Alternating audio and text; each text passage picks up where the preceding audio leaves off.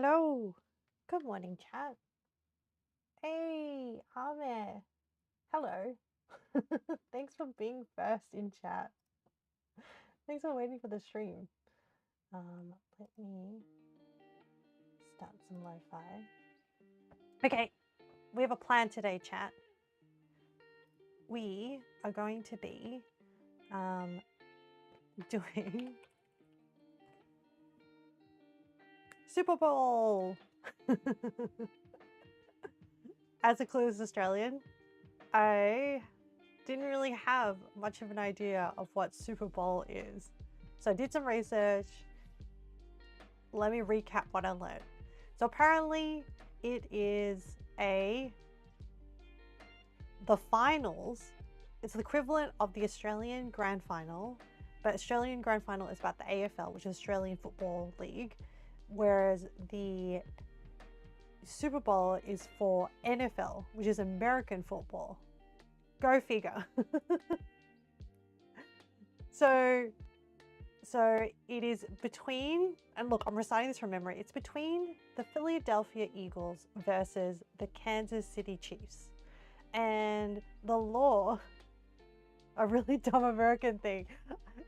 I didn't say it was a dumb American thing. I just said, as a clueless Australian, I am trying to learn more about where the culture of some of my subscribers, which is American. so okay, the things that I watched a few. I'm not gonna lie, I didn't go deep because there was like a ton of analysis videos on like who's gonna win and why, and I was like, I need like the equivalent of like a Dota tournament documentary of like which teams I should care about, why I should care about them. That's what I wanted, but I didn't get that.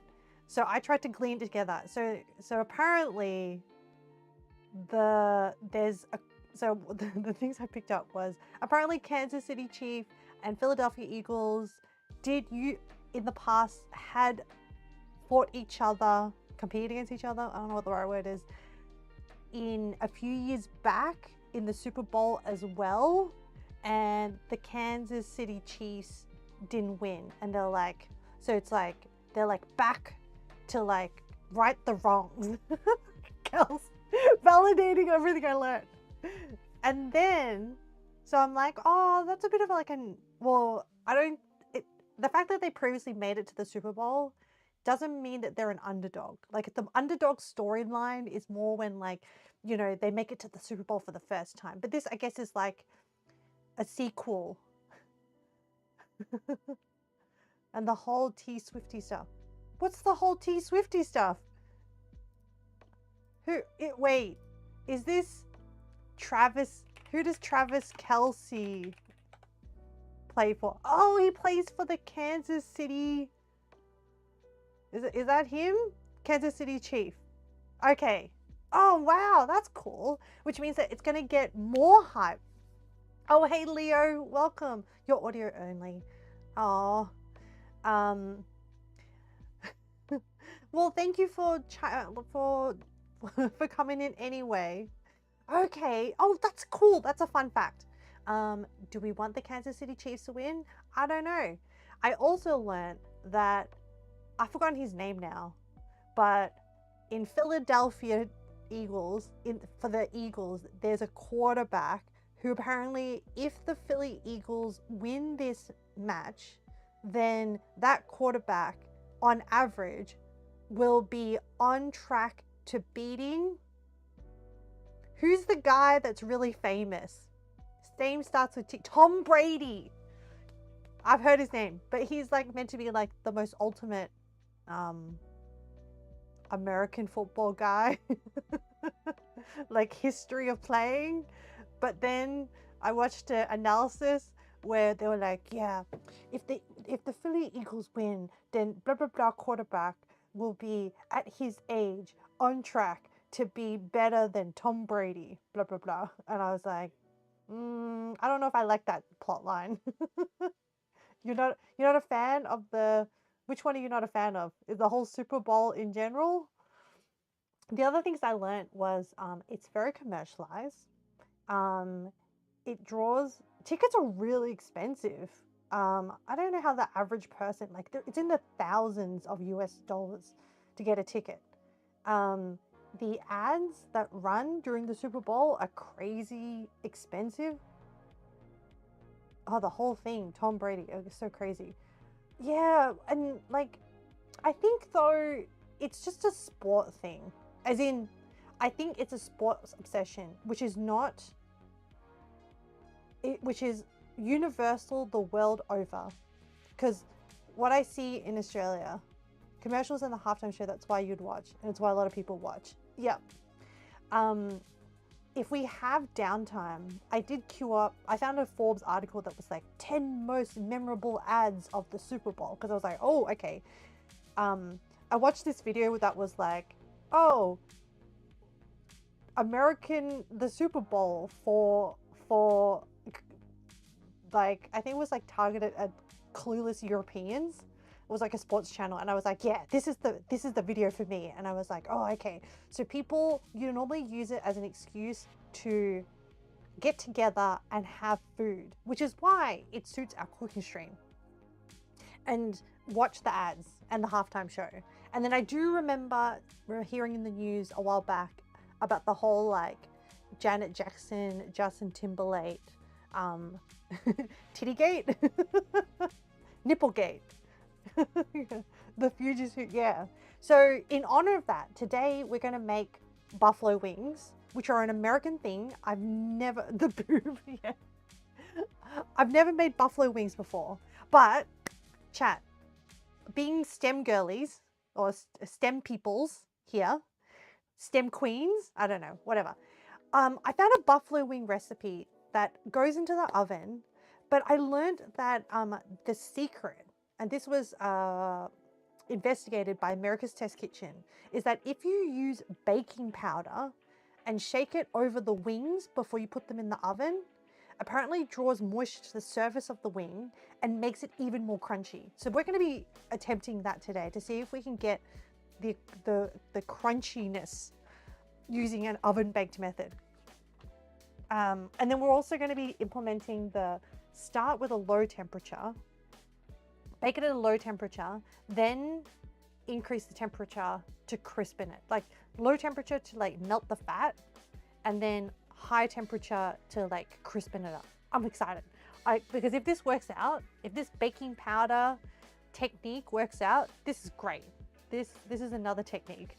And then also the other thing we're gonna make is Asian style pulled pork in the pressure cooker, because I don't know, I feel like tacos are a really American thing, but I'm really Asian, so I'm going to be using Asian marinades flavoring. Yeah, so we're going to do both of those. But if we have downtime, then we can have a look together at what Forbes reckons is the 10 most memorable ads. I don't think they're all like entertaining, they're just like iconic for the history of Super Bowl. Yeah, sounds good, yeah. The other thing we're going to be doing today, just a disclaimer, is starting this week, I've been multi-streaming to YouTube, but I'm not allowing chat. Super Bowl menu, I'm glad you approve. I'm multi-streaming to YouTube, but there's no live chat on YouTube. I'm purely doing it to record the VODs so that I have them already saved to download. So the reason why I'm bringing it up is because it might affect quality. So let me know if it still does. Last time there was definitely a lag on Twitch for like up to like a minute or 2 minutes lag between live and Twitch and what people were seeing. I've fixed some technical things or made some technical changes behind the scenes, so hopefully that doesn't happen again. But if anyone is actively watching, let me know. Oh, and lurkers, I have a new chat command for you. I definitely need to I want to draw a lurk emote, but I just haven't had the time. In the meantime, I've made you a lurk chat command. And I've already found the inspiration for the GIF. I found the lurking cat GIF meme, and I was like, I want to make that into a armor emote. It's so cute. It's like a cat poking its head out. So yeah, lurkers, aka Tidy, aka Yama. you can. Oh, and TQT Ninja. Ninja is also a lurker. So yeah, if any of you are around, feel free to whack the lurk chat command if that's what you want to do, and then getting your coffee ready. See, look, I even put a little excuse for you. Doesn't want to miss out on anything but has to live in the real world. Yeah, like getting your coffee ready. The stream appreciates you, Leo. Thank you. But yes, I will add create a lurk emote to go with that, because I feel like the lurkers need some representation. Oh, I know, I almost forgot. Before we go over to the cooking thing, let me show you the Super Bowl outfit. Oh, and I also set up a drum roll, so which is a hunting horn from Monster Hunter. I found some clips of the sound and I was like, I need a drum roll, but I don't want any ordinary drum roll. It's not a drum roll, it's a horn roll. Cue the horn roll, and then I'll reveal the outfit just to, like, you know, give myself some hype. Oh my god, it's so loud. My bad. Is it loud? It was really loud for me. Holy moly. Hang on. Oh my gosh. it's two hunting horns, chat. It's the pipe, the iron pipe, and the iron gong. Oh dear. Okay, the outfit. Right, that's why I created that. Look, see, this is ta-da! It's my Super Bowl outfit. It looks kind of funny. My head kind of looks like a pretty loud. Sorry. But you. Ali, you saw those two. It's pretty funny. The helmet is like kind of ridiculous. It kind of looks like a bowling ball. But yeah, I got a football and I have a chicken wing because we'll be making buffalo wings. So yeah, well, we got our outfit on. I'm not actually dressed like that in our RL. And then let's go to our cooking scene, and then I'll get to the kitchen. Your board stream in 160p. It's doing all right so far. God, thank you for your dedication. I appreciate it. Okay, so, oh, and I'm so prepared this time, chat. I even wrote my checklist. All right, walking over to the kitchen, and I have the recipes queued up, and I have chat live, and then, okay, so we're gonna be doing the pressure cooker pork first. And, oh, I didn't even take out the pressure cooker. My bad. I have to, like, I store it in a drawer, and I need to, like,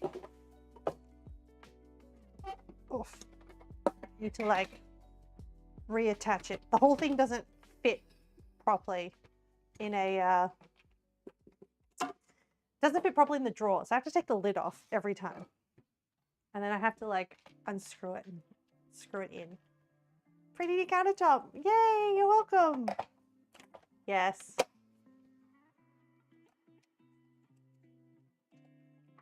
This is the IRL kitchen. Okay. That's good. And then I need an extension cord. Probably should have prepared all this earlier. But I was running around doing a lot of stuff. Urgh. Okay. I have the extension cord. Oh, I actually need to prep the pork first. Okay. Excuse me, pressure cooker. Go back on the bench. All right. So, oh, and there's also, I have recipe links. There we go. Should have been on the checklist. Absolutely. So I've got the recipe links for the buffalo wings. If you're interested in, this is using the oven baked method with baking powder. And then, so the Asian pulled pork, but I'm going to be doing, as we do here on the Ame Kitchen, we riffed on things. So I'm going to be adding 5 spice powder to the pork to make it even more Asian. But Just One Cookbook is a really good website. I use them a lot for Japanese inspired recipes and like other Japanese dishes if you ever want to cook them. And Recipe Tin Eats, I think, is an Australian food blogger. Their recipes are really solid. I use a lot of their stuff. So I trust these sources. And also I found the articles if you're interested about why. Oh, Ninja, hey, you can use, yes, yes, you can use the lurk one. Good job. Yeah, I did it. But I will draw an emote one day. And then the last link I have is actually the science behind the baking powder and how it works. Excited to see if the baking powder, yeah, me too, because this will be a game changer. Thanks for lurking, Ninja. I appreciate it. All right, I need to, so I did actually go ahead and remove a lot of the fat from the pork last night because I initially wrote a list of things to do, and I looked at it and I was like, this might turn us into like a 6-hour stream. So I did some like menial tasks at night, last night beforehand, like clean the pork up, and what else I do? I made some pickles for the tacos because they're not like the main bit of the recipe. Okay, so I need to actually chop onions, smash garlic, 5 spice rub will go on this. 5 spice. All right, let me get out the 5 spice. Do I already have? Oh, yes, okay. Because like there was a time where I was addicted to watching that American show where barbecue people compete against each other. It's like, Texas barbecue versus like Georgian barbecue, and then pit masters. I think that's what it's called. And then I learned rubs are really a thing, a technique that can be used for American style barbecue. But we're doing like pulled pork, so it's like a little bit different. And then I think I would love one day for this cooking show to get into smoking meats. But I have to figure it, like I don't want to buy a smoker, but I have a barbecue, like a charcoal barbecue with a lid and stuff that I want to figure out how to adapt to make it a smoker. Anyway, the point is I got dreams.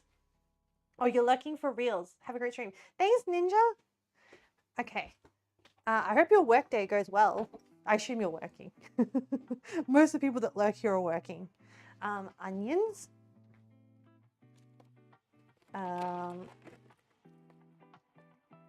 So.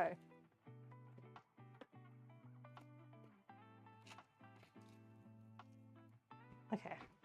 Onions. Actually, how many onions and how much garlic? Let me look up the recipe.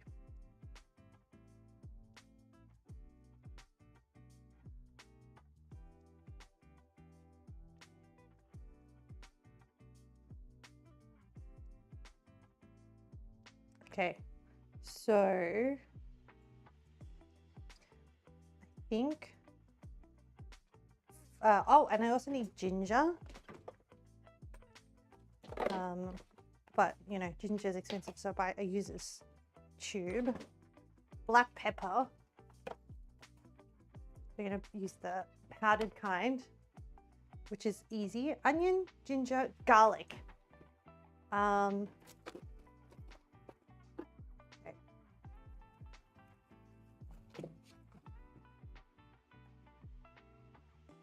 Yeah, and oil. Yeah, and then for seasoning, which will happen afterwards, as in after we've seared the pork and done stuff to the pork, we're gonna need, you know what? I'm feeling oyster sauce today. I feel like oyster sauce with the 5 spice will be pretty good. Add another like element of salt and umami. Oh, sake. Yes, I do have some cooking sake. And brown sugar. And okay, I actually forgot to buy chicken broth. So we're gonna make it up. I have like vegetable stock powder. So we're gonna use that instead. That I use in like a lot of my other cooking and stuff as a flavoring. Okay, so I have all the ingredients laid out. I grabbed my chopping board and my knife. Hey, look, my prep may not be, preparing for this room may not be perfect, but you know, the fact that I even got a handwritten step-by-step list done today is already a win. Gotta celebrate the wins. Okay, I'm gonna move the pork over to one side so I can, and I always need the coffee to like stay. All right, onion. Oh, and I want to use the garlic smoosher to smush the garlic. Okay.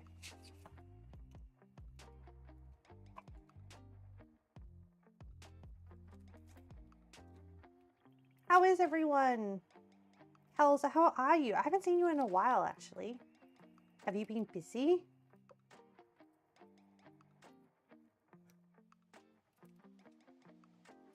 It's okay. It's okay if you're lurking.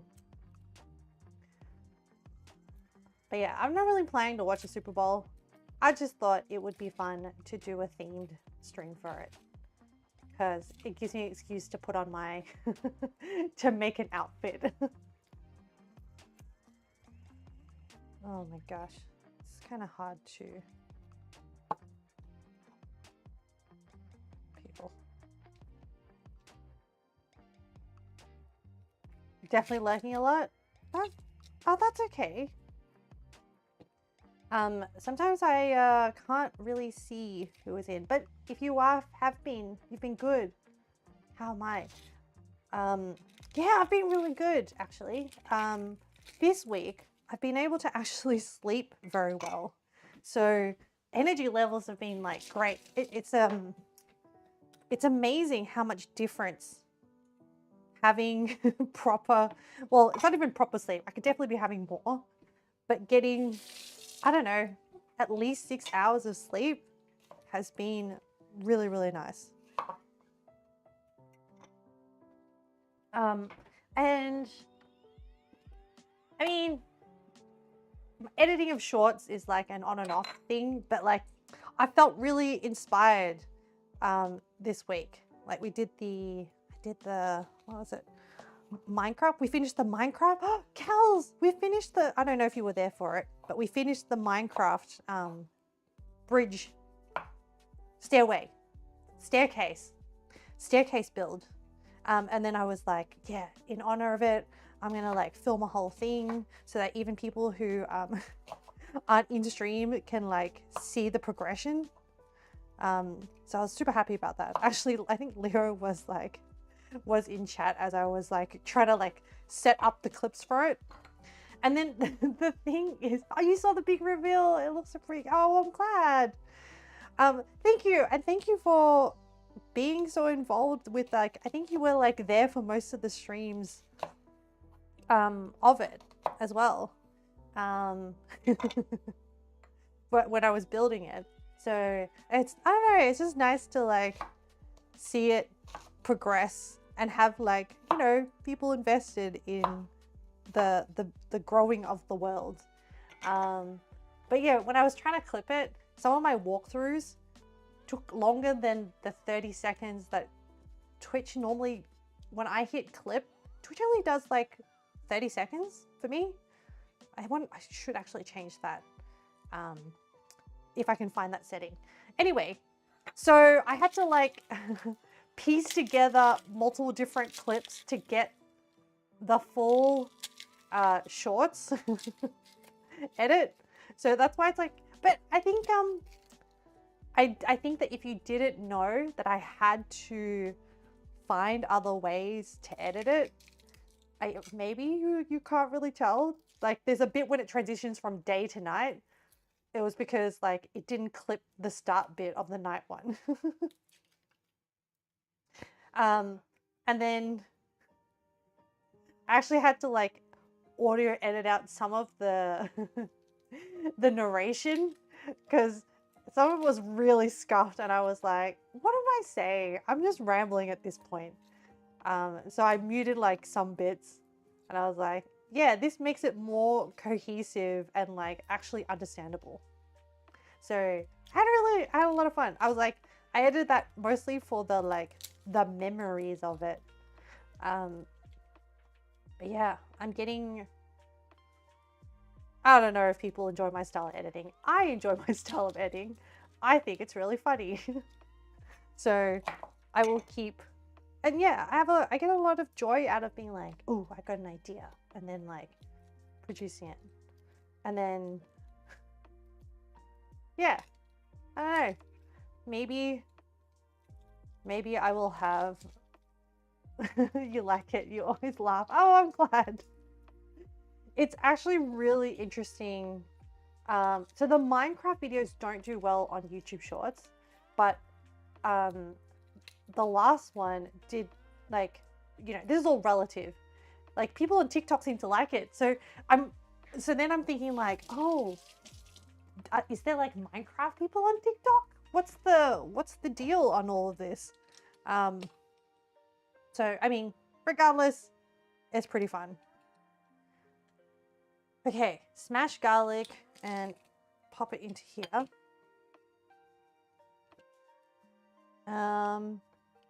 It said 5 cloves. Maybe I should do more.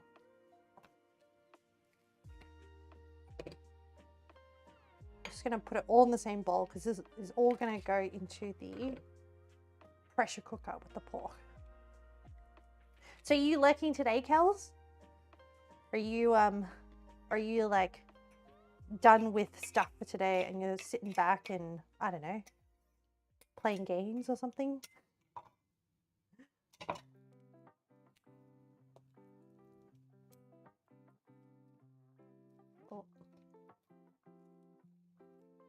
Oh, peeling more garlic. You know what? We like garlic. Oh, or should I save some? So I'm planning to, at the end, I'm thinking out loud here. At the end, there'll be a lot of sauce left in the pot. So there'll be fat in that pot as well. So I'll skim off the fat with a ladle, and then I want to reduce the sauce for the pulled pork once I shred the pulled pork, and then reduce it and then thicken it up, and then maybe add like, I don't know, does butter go with soy sauce? Well, no, butter does go to soy sauce. I'm thinking like adding some like butter flavor to it, and then maybe adding, you're here today for now. Yay! Well, I'm glad you could join us. Of course, I always wonder, like, I hope Kels is okay.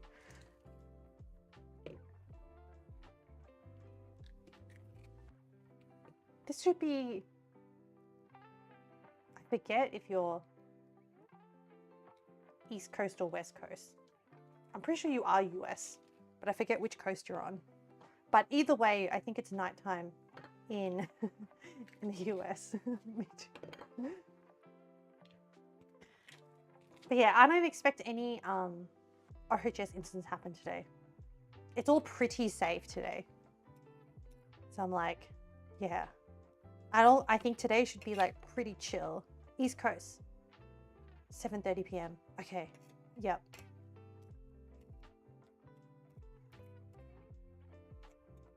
Are you playing any games at the moment? I'm so curious as to what I like to envision in my mind what people are doing as they watch the stream. I know, like, I know that Yama is like processing tickets when they are able to join. I know Tidy is like in and out of meetings. Kat is usually like getting some food.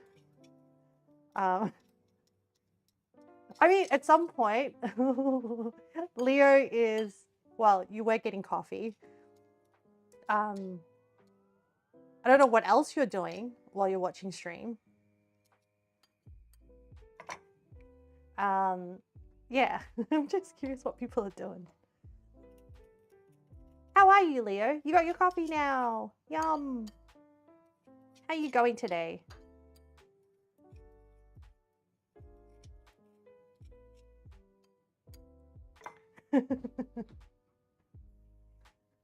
Are you like sitting back with your coffee?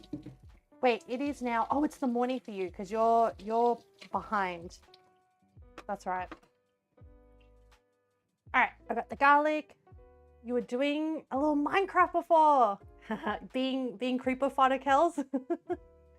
You think you're doing all right? Just a little note about your internet service. 8 a.m. Yep, I got my coffee too. Interestingly, Australia has really bad internet, chat, because our government, well, we had a change in government, and it was originally planned when they did the infrastructure upgrade to have fiber cables, and then the change of government, and then they wanted to cut money. So then like half of Australia could have like fiber and half has copper cables. And what that means is that copper's really outdated and like, oh, one blew you off from beyond, yes. No. So, yeah, if you ever come to Australia, be aware of how crap our internet is and don't judge us too hardly for it. For us that have to live and deal with it. But yeah, it kind of sucks. It's I feel less angry because when I check Reddit and the scathing Australians and their comments, Australians are really funny. I think so. I think Australian humor is really funny because like we're pretty like straightforward. We're like, man, they really stuffed us up. Okay, onion, garlic. Oh, 5-spice rub. I actually might do this. They are. Thank you, because I'll take the compliment. Oh, actually, I don't know where Ame is, but I saw a news article talking about Australians. I saw, you're so British here, like, calm down, bros. Yeah, man, gotta like laugh at yourselves a bit. Your net cut off just a bit after your stream last Wednesday's had no internet since. Holy moly. That is bad. Okay, I'm going to, oh, I have an idea. I will make a paste with, oh, do you know what else would taste really good? Shaoxing wine. Shaoxing wine is like a classic Chinese style cooking wine flavor. Very different to sake. If you think about it, sake is like more of a neutral flavor palette. And then, which goes like the classic Japanese cooking flavorings is sake, soy sauce, and mirin, which is like a sweeter sauce. And then most of Japanese cooking is like just different combinations of those things. And then maybe additionally like sesame oil flavoring and stuff like that. And Chinese, so there's always like some element of alcohol in Chinese cooking. Mirin, M-I, yeah, let me spell it for you. Mirin. It's, what do they translate it to in English? Sweet cooking sauce. It's made up of glucose syrup, glutinous rice, water, alcohol, koji, which is like rice yeast, water and alcohol. So kind of, but yes. Oh, okay. All right. Let's do the little, this plus this, soy sauce, sake, and mirin are the classic Japanese trifecta of flavorings. And generally, if you're going to be doing like oyakudon, which is like the chicken with egg, it's those three. If you're doing like teriyaki, it's those three. But maybe probably like teriyaki probably has a bit more high content of like sugar. Literally, guys, like you don't need to buy pre-made sauces. You just need to like have those three ingredients. And then soy sauce is used in like so many other dishes as well. But yes, I'm thinking, because I'm using 5 spice, I feel like I'm gonna marinate this with Shaoxing wine. They can be mixed together. It just provides a different flavoring. Okay, so I'm gonna put the pork in there, but then, oh no, I have an idea. Whoops. To cut down, because we're lazy here, chat. let's be realistic. This is not a fancy channel. I'm just gonna put all the marinades into here now because I'm making it up. There is nothing to review. So with the 5 spice, I'm just gonna dump, I don't know, about a tablespoon, maybe 2 tablespoons of 5 spice. And like the thing I learned with the Pit Masters cooking reality TV show was like they just made up their own blends, but 5 spice powder is already like an Asian blend. So like saves me the work. It has star anise, clove, cinnamon, fennel, and ginger, all ground up together. Why would I do extra work, chat? We're lazy here. Okay, I reckon like maybe a tablespoon of Shaoxing wine. I'm just gonna give it like a quick marinade. Work smarter, not harder. Exactly, Kels. Yeah. And like once you know the logic for most things, you're like, I could just substitute something else in here. All right, this takes a little bit of time to incorporate. Essentially, I want to make this true and real. Yeah. I'm here to represent the lazy people. That's why I really like watching, there's a YouTube channel called Future Canoe that makes like really scuffed like cooking. And I was like, but I would never cook some of his recipes because some of them like take too much effort and some of them are too experimental. I don't like wasting food. So I want to make like things that that I will actually eat. Okay, I'm gonna put some oyster sauce, maybe like 2 tablespoons. I'm eyeballing here. Yeah, that's a good amount. And mix that up with a little tiny whisk. So I'm making a paste.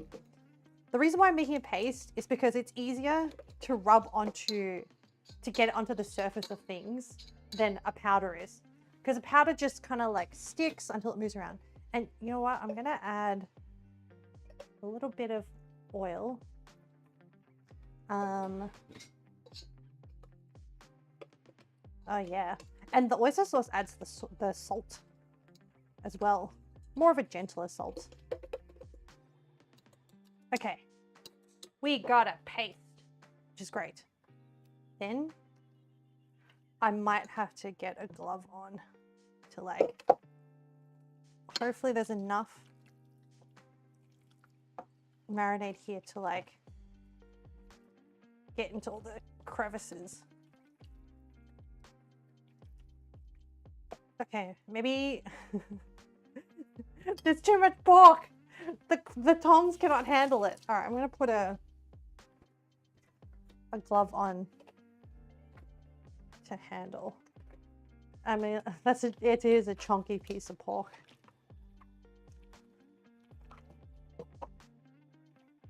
Whoa. Okay, I just want like all the 5-spice to get into like the crevices and things. And then chunky. Which monster did we carve this one from? It's a tail piece. It feels like, I reckon like Rathian is like, his tail is kind of tasty. Like a big hunk of like, and yeah.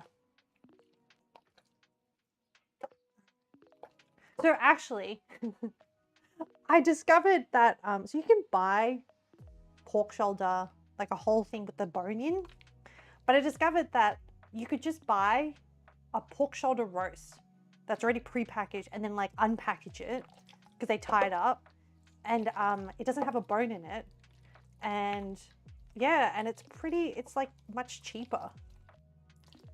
There's poison in its tail though. Ooh, okay, maybe a delicacy. It'll be like oh, what was that anime that it was about food? Toriko. That is, am I remembering the right anime where like he would hunt monsters and then eat them? And like, kind of like the precursor to Delicious in Dungeon. Okay, we did make enough marinade. Yay. All right, so we've done that. Oh, and there's some like extra small pieces of pork, which I'll just chuck in there.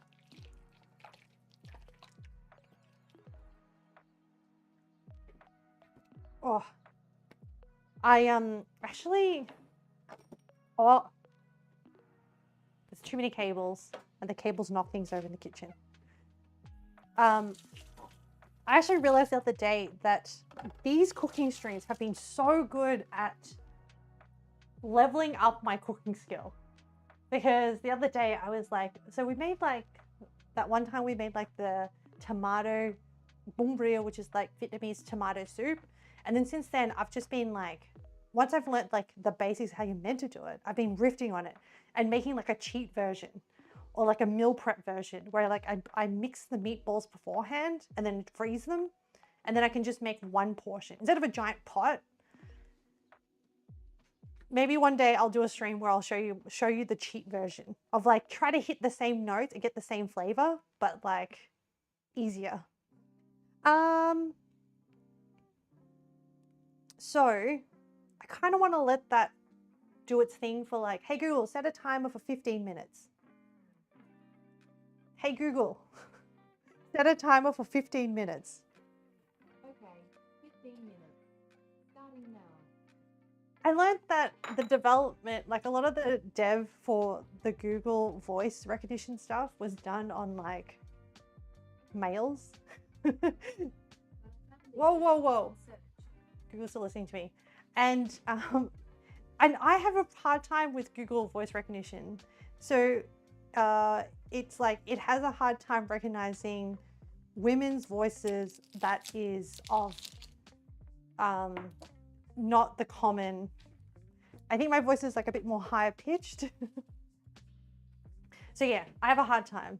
But yeah, this is like the subconscious bias in development. And like there's a lot of things that subconsciously bias in preference towards men. Like apparently the piano scale, like I think it's like an octave or something, was originally designed for the hand width span of a man, of a white Caucasian man.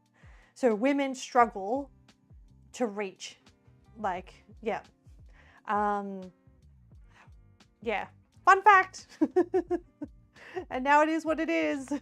And now a piano is a piano. Yeah, I know, right, Kels? Boo. I'm just like also things like seatbelt testing was done with dummies that are sized to a man. And even first aid training, a lot of first aid training is done with male dummies. And so like, if you don't train on a dummy with boobs, like how are you meant to know where to press the sternum to do CPR? And like, I was like, didn't realize this until like I saw an article about it, and I was like, oh, that makes so much sense. Because I've done CPR training and it is like, it's all flat and easy and you're like, yep, like go down here, you can see the bone and you press. And like CPR training should also be done on things like, you know, slightly mod dummies that should have like more fat percentage, because how do you find the bone if there's a layer of fat on top? Like, clinically speaking, I should be able to give CPR. I should be trained to give CPR for all types of people, because you do it on a male dummy and a baby dummy, and then that's the two things you learn. You hardly use Google Voice. Your voice is a bit high pitched, so maybe you'll have some problems too. Maybe they prioritize having men over women. I didn't say it, Ninja, but yeah, potentially. I think it's just lack of thought into it. And apparently there have been cases where people, like Good Samaritans, hesitate doing CPR on women because they don't know what to do about like things like bras. And the same with like ambulance workers when they have to apply. So essentially you have like a defibrillator which has two patches, and where to apply it on a woman because there's boobs in the way. Like you can't just slap it on like a pec muscle or whatever. Anyway, the point is that there is a lot of studies that are done that do not take into account women and the average size woman. It does sound important. Yeah. Yes, it does. And like, I hopefully stuff like crash test dummies, like seatbelt testing. So you know when they strap a dummy in and then they're like crash a car and see how much the dummy is impacted. Those are done on male dummies. So like, I may suffer more injuries just because I'm of a different build than a standard man. Anyway, right. I set a time of 15 minutes. Well, you know what we will do in the meantime while we wait for that, is we can make some of the sauces. Sounds like crap to me. Yeah, it does sound like crap to me too, Kels. It's like, hey, I pay taxes, I work, I contribute to society, maybe make sure that I live just as long as a male. That would be nice. Okay, thanks. Let's make the buffalo sauce. So this is the first time I bought this. Frank's Red Hot Original Sauce. From my understanding, this is a very American thing, made in USA. Is Frank's an American thing? You've seen tests with smaller build and even child seasons, so maybe it's slowly changing. Oh, that's good. That's reassuring. You love Frank's. Okay. Oh, I want to try, actually. Good brainwave. I want to try the sauce by itself before anything. Statistically, don't women live longer than men? So, interesting point, Leo. I think women do, but I think there might be a bias as to why. So apparently married men live longer than single men. And apparently one of the biggest contributing factors, guess chat, guess why married men live longer than single men. And then while I try this hot sauce, I'm gonna try this hot sauce by itself. Is it really hot? Because we don't do a stupid stuff. Absolutely. Oh, my odds are not looking good. No, but it's important to know why. No boinking. No, well, you can be single and still boink. Like, no, not hot really. Okay. Oh, it's like, I'm getting vinegar. I'm getting the chili. It's more, it's like within the realm, it's more of a sour hot sauce. It's within the realm of like more tasty than Tabasco. It belongs to like the sriracha sort of like quadrant of sauces. Yeah. Okay, I'll tell you, chat, why married men live longer than single men. It's because their wives book medical appointments for them and like tell them to go to the doctors. And like that's one of the contributing factors. There's probably other factors in play, but yeah. Also, yeah, there was also studies by Gottman to show that married people, if they kiss their partners, there's like if they do like, how long is it, like a 30-second kiss? I forgot the exact number, but it's for a certain duration, and hugs for a certain duration. Mental health is also better. Seriously, not surprised at all. Girls is just like, yeah, that checks out. What's new? Right, buffalo sauce. We're not dumping on men. We're just like, this is what the research says. And like, you know, Leo, it's okay if you don't have a partner. Just make sure, if you're like, if you're getting, you know, a bit of numbness in your arm, you go see a doctor or go call an ambulance. Or if you get dizzy standing up really quickly, you should probably get that checked out. Anything funky.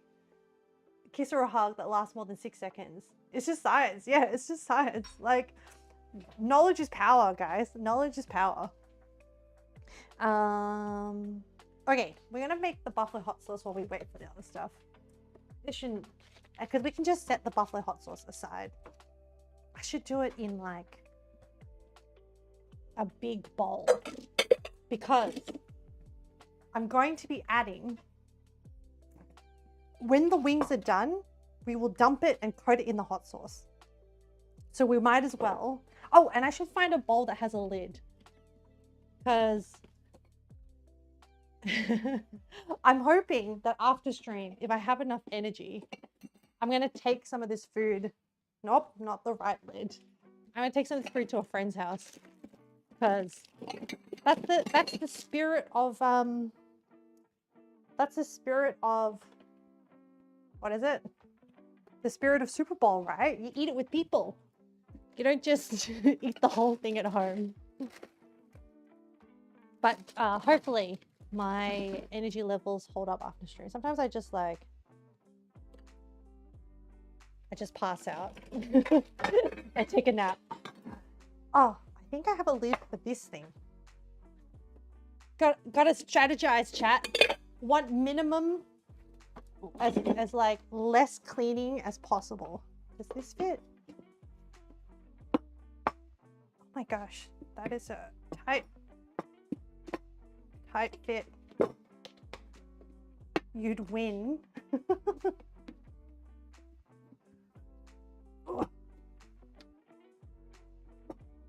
don't know how I would. Why does it seal so tight? Oh yeah, okay. Okay, it works. Ugh.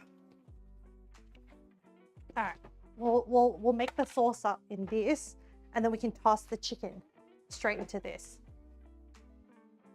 So 4 tablespoons, and we need the scales because they actually have measurements. So we need 60 grams of unsalted butter.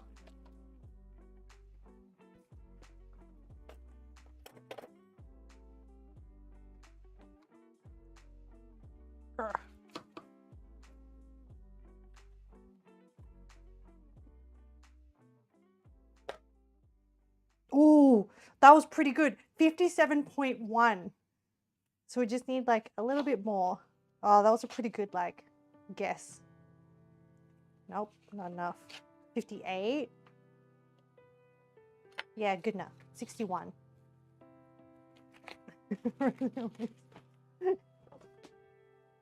Yep, I'm doing the buffalo hot sauce bit. And then I think pretty much half a cup is, a cup is 250, so half a cup is 125. Oh, and I need to melt this. I'm gonna put it in the microwave. This is a microwavable dish. And we're lazy, so we'll just do, actually, like, yeah.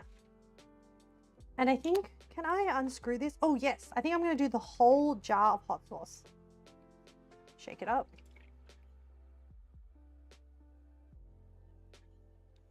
Aged cayenne peppers. Made with a premium blend of aged cayenne peppers. adding flavor to your favorite foods for over 90 years. Made it a secret ingredient used in the original buffalo wings created in Buffalo, New York. Buffalo is a place? I'm assuming it's in New York State in 1964. Store in a cool, dry place. Shake well before using. Refrigerate after using. Don't worry, I'm going to use it all. Wow, chat. If you're on a diet, this is like average serving. You did not know that. Yeah, Buffalo is a place. This is like 1 calorie for 5 mils of hot sauce. Yes, Buffalo, New York. Is it an interesting place to visit? Are they famous for their buffalo wings? Do they do the best buffalo wings? They did invent it, but do they do the best? I also wondered why it was called buffalo, because I know that buffalo is an animal, the name of an animal. I'm like, why are they called? Yeah, why are they called? Like, was it just because it was invented in Buffalo? Why is buffalo wings called buffalo? Yeah, so named after Buffalo, New York, where they're invented. They're not named after an animal. Owner of the Anchor Bar in Buffalo, New York created buffalo wings. Toss extra chicken wings in a mixture of hot sauce and butter. Okay, I've melted the butter and spread across the country. Serve with blue cheese dressing. We are going to make blue cheese dressing. They probably say they do. I'm sure they'll have competition. Yeah, I think it's become pretty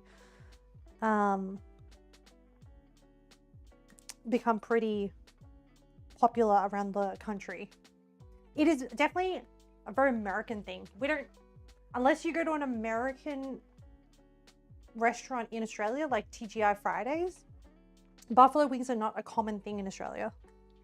Okay, so I'm going to put all of this into here. And then I kind of want to, there's really nothing to like,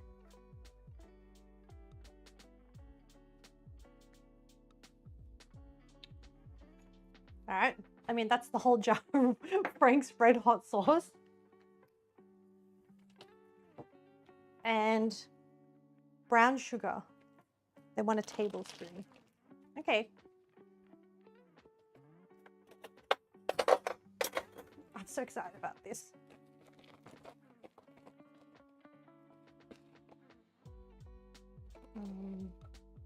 Oh, that's...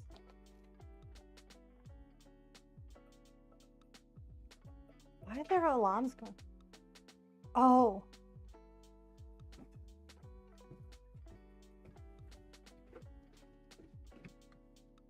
I realized that there's like multiple Google Homes like in the house and like different amounts of them. The first time I said, turn on the timer, the one in the living room turned on, but the kitchen one didn't. And then I said it again and then the kitchen one turned on. Oh, and we need some salt. A quarter of a teaspoon. I think that just sounds like to taste. In which case, I'll just do like an amount.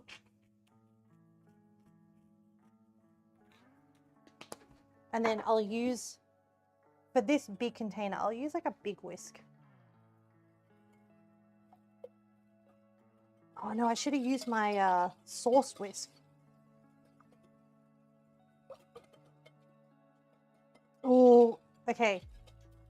So I see a slight problem, chat, in that the butter is not mixing that well with the hot sauce. Oh, I really want to try this now. Where's the teaspoon?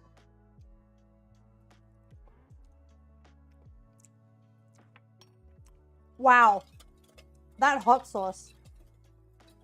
When you when you have a whole teaspoon of it, like, bam! It's a party in my mouth. But like,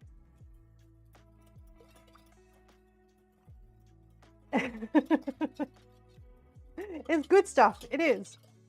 But I think actually, I think I want a little bit more sugar.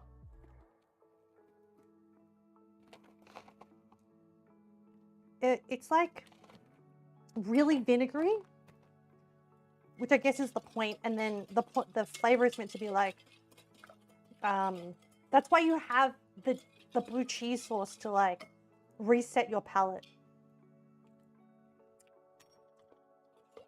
Yeah, I think that's a little bit more balanced. There's still the vinegar, but it's just like taking it down like 1 point.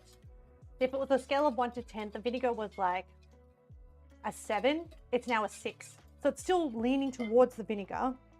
And the butter is there, but the butter doesn't really do anything to the vinegar. Oh, yeah, that's good. Okay, we'll set that aside. And that will be ready for the chicken wings when it's done. Now, this pork is done. Oh, as in the timer is done. So where are we up to? So we'll start the pork going, and then we'll continue with the chicken. Okay, I need to reset this to make space for the pressure cooker. Actually, we may struggle a little bit.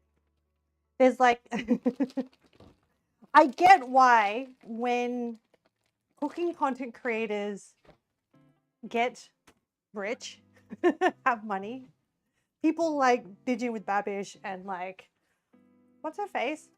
The one that did Nerdy Nummies, Rosanna Pansino. When they have more money, they like buy new houses that have like industrial kitchen setups. Because like this is a real life kitchen, which means that like, yeah, Babish, which means that, you know, I gotta work with the confines of the space that I have, because I ain't buying a new house. And I think they normally get things with like an island, because then you can set equipment on one side and then cook on the other side. Oh well. Once again, the realities. Okay, let's move. Put this straight in the dishwasher. Also because of the limitations of space, I do need to like keep on top of the dishes.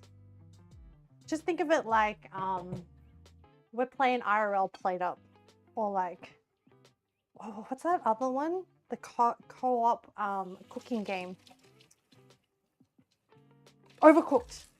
Yeah. Maybe someday kitchen upgrade. I feel like that someday is very, very far away, but thank you. Thank you for having faith.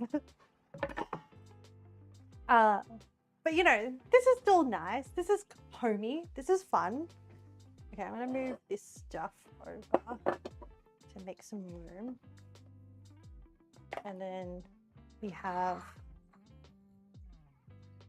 oh, I need to give this like, the soy sauce bottle keeps staining everything. Actually, you know what, soy sauce bottle? I'm gonna give you a plate too. Because I think some like sauce dribbled on the bottom, and everywhere I put it, it produces a stain. Okay.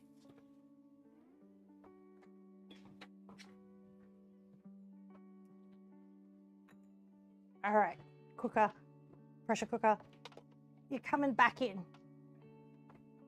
Oof. Oh, hey Ahmed. My kitchen is inviting. Industrial screams coal. It's true. Yeah, you're too energetic right now. Did you have some coffee? Okay. All right, pressure cooker is on. Oh, perfect. And we're going to, did I even turn the power on? The power is on. That's plugged in. That's plugged in. Oh wait, the back plugged in. Got moved out. Okay, so I'm going to do the sear function, and then we'll sear pork and then add aromatics. So sear pork first, take it out, then add aromatics, and then we'll deglaze with stock. Oh, in saying that, I should boil some water for stock, or to make up some stock.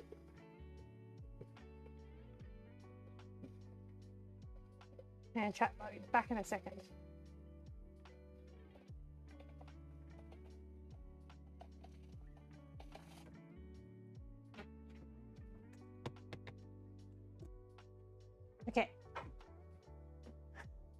You didn't have coffee. It may have been the grape juice your dad made. I think the mix he uses has caffeine in it. Oh my goodness. Isn't this like, aren't you meant to be winding down for the day? Oh no, Ahmed. You're proud. Your parents are proud of me for once though. Wow. You want to share the story? Let's celebrate your wins.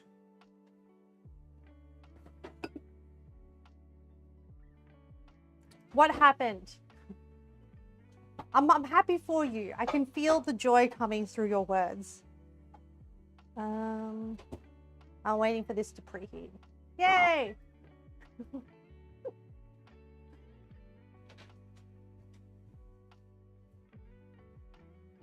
gonna add some oil.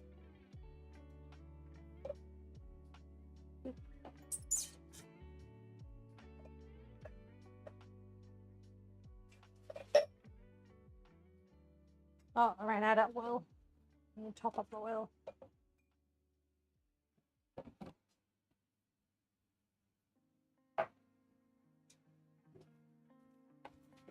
You got your report card, and apparently you're officially an honor roll student at your school now. All A's and B's.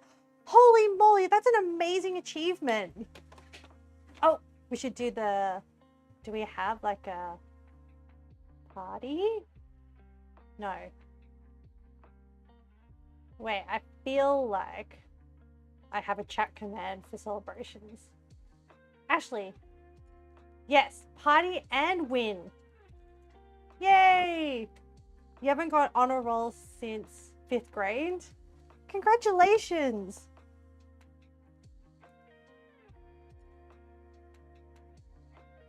You must have worked hard for it. You used to get honor roll every year before COVID hit. You tried. Well done, Ame. We're very happy for you. Oh, Tidy with some bits. Thanks, Tidy. That is definitely a Tidy. Hey, Tidy, hit exclamation lurk, because that's really what that's what you're doing. Yeah. Now you have a thing. Definitely party song. It's pretty funny. It makes you laugh. I know it's like meant to be all very emotional and stuff, but you know. Oh, that's so good, Ame. Are you gonna do anything to celebrate and to commemorate the honor roll? Does your school do like a ceremony or anything? You weren't aiming for honor roll. You were just aiming to raise your grades since last because you didn't get a B that quarter, or you didn't get 1 B that quarter. Oh, that's okay. Like, you know, so not only did you get honor roll, but like the main thing is that you set out to achieve a thing, and you're like, I just want to get better grades, and you did that as well. You set a goal for yourself, and you achieved it. That is also, whether it is honor roll is like, you know, extra bonus. But setting a goal and working hard and achieving that goal, that's really admirable. That is definitely something to be proud of. I probably place a lot more value in the process of setting a goal and then setting out to achieve that goal. But I'm also super happy that you got honor roll. It didn't help that you transferred to the school later into the year during the quarter, so you're already behind. And that just puts more context as to why you should be even more proud of yourself. Okay, the thing is ready. I'm gonna put the heating is done. So I'm gonna, oh my God, it's really heavy. This is 2 kilos of pork, chat. It barely fits. I just placed a little piece and it went flop. You value the effort. So, yeah. These wrists, I've been doing at the gym, chat. So I'm definitely not a bodybuilder, but weights are important for muscle health. So I try to do weights at the gym. They're still baby weights, but I've been doing these things called farmer carries, where you hold like kettlebells in both arms and then you walk for a certain amount of time. and like they're meant to work your core, like your true core. And they're meant to work your true core is important as you get older because it helps with things like getting up and down off the toilet and, you know, carrying the groceries and carrying boxes and like really functional stuff. So you're already really strong. That's really good. The important thing, I mean, is to also make sure that you maintain that even as you get older. Especially when right now you probably like have a structure where, you know, you do active things naturally anyway, but once you start your like adulting working life, you might find that you spend a lot of time at the desk, at the computer, that sort of stuff. You might not be walking around as much. So yeah, I've worked with a lot of old people, as as patients in hospital, and it's really important to like, I would like to be able to walk to the toilet and go to the toilet by myself when I get older.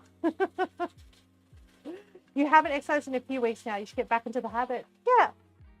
And like, there's nothing that says you have to do like big exercises, even just things like body weights or adding like some adaptations to make it more, more resistance and stuff. Even just like anything that is like essentially weight-based. It's so hard to get into a good habit. So yeah, it's true. And that is true for everything. Groggy! Hey, welcome to chat. Haven't seen you in a while. We're making wings. Yeah, we are. We're honoring Super Bowl. We're learning about Super Bowl. And really, what we're taking away from it is that there's food involved, and we're here for food. So I'm currently searing a pork shoulder to make pulled pork tacos, but I will be getting onto the buffalo wings soon. Oh my god, this piece of pork is really big. I hope it cooks properly. Your mother and you made a new recipe today, and it was kind of interesting. What sort of recipe? How are you, Groggy? How have you been? Have you been busy? Are you well?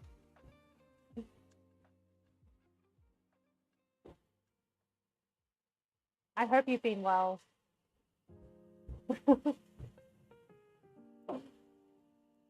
Oh, you guys have like duck emotes. So funny.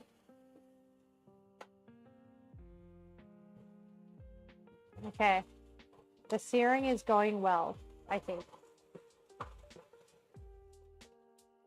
I have no idea because like the 5-spice powder is like so black. You're well, doing far better than you deserve. What? Why are you undervaluing yourself? What do you mean more than you deserve? Why do you think you deserve any less? I'm so curious. But like, that's my parasocial streamer energy coming through. You don't have to tell me details. But like, if there's tea, I'm here for it, is all I'm saying. Well, I'm just happy for you that you're doing well. Not trashing yourself, just being mindful and appreciative. Okay, that is good to have perspective. Is it like studies, career, what domain, what like general domain are we talking about? You know what? You'd also deserve a party win command as well. Yay! We're here to we're here to also celebrate you. This will be a good echo chamber of good vibes. Yeah.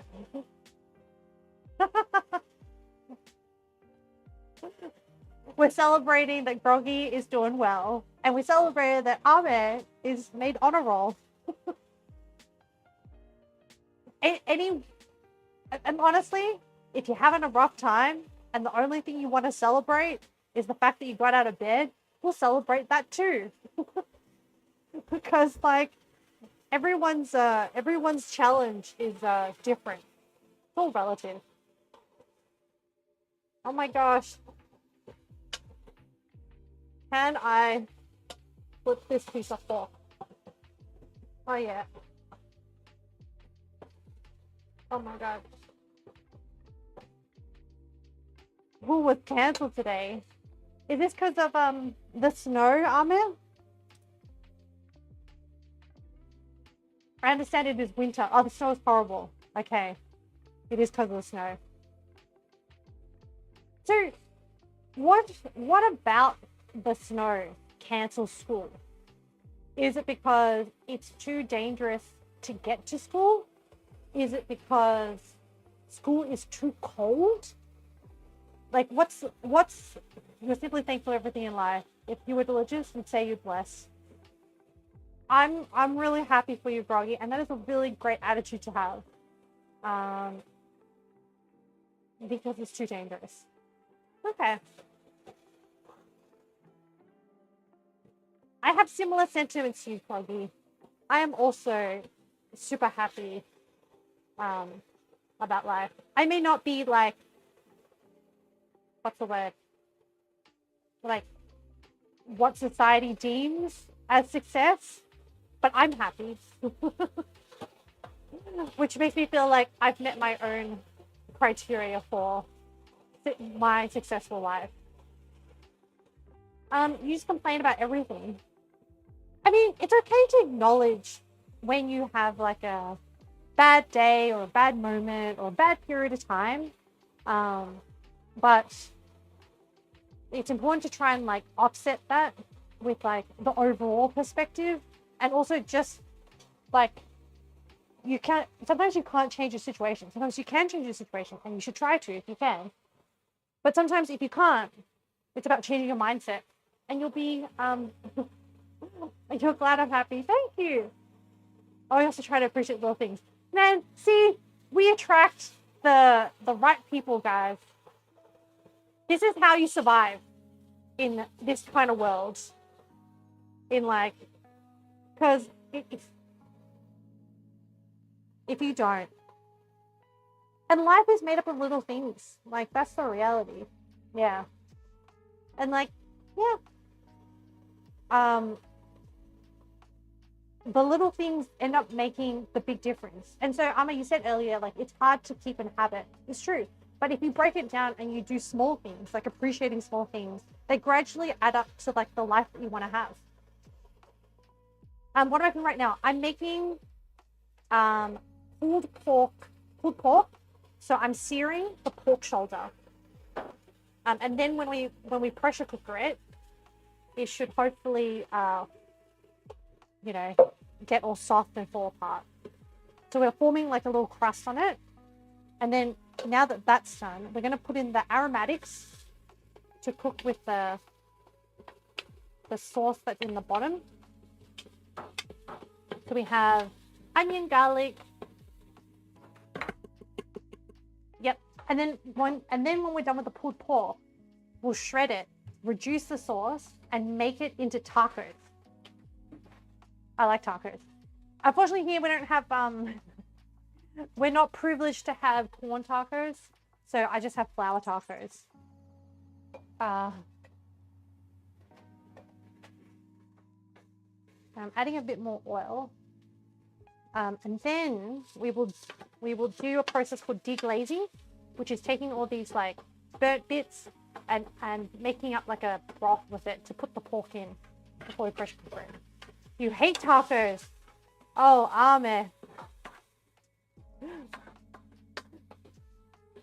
That is a shame. My condolences. Definitely a shame. You're not huge on Mexican food. Well, this is a, I mean, really, what this is going to be a protein, pork, in a wrapping. And I'll be putting some, like, salads on top of it. It's essentially a smaller wrap. Pork tacos are okay. This is not really Mexican food. I use the word tacos because that's like the world's understanding of it. But really, there's far from Mexican food because there's no Mexican flavors in here. The ground, you like taco pasta salad, but not taco. I have no idea what a taco pasta salad is. The ground beef ones are terrible. Would not recommend. Because it would be very fatty and just spices, right?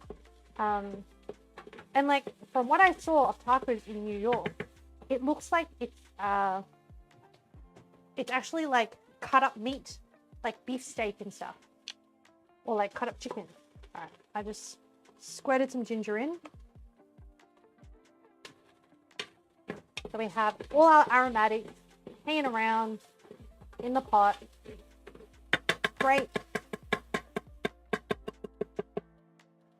Steak just doesn't like ground beef. Steak or chicken is all right. No, you don't. So how do you feel about cheeseburgers that is made with ground beef? What's the... Oh, and actually, why? I'm curious as to why. Okay, so I'm going to deglaze this with... Actually, how much liquid do I need to deglaze this with?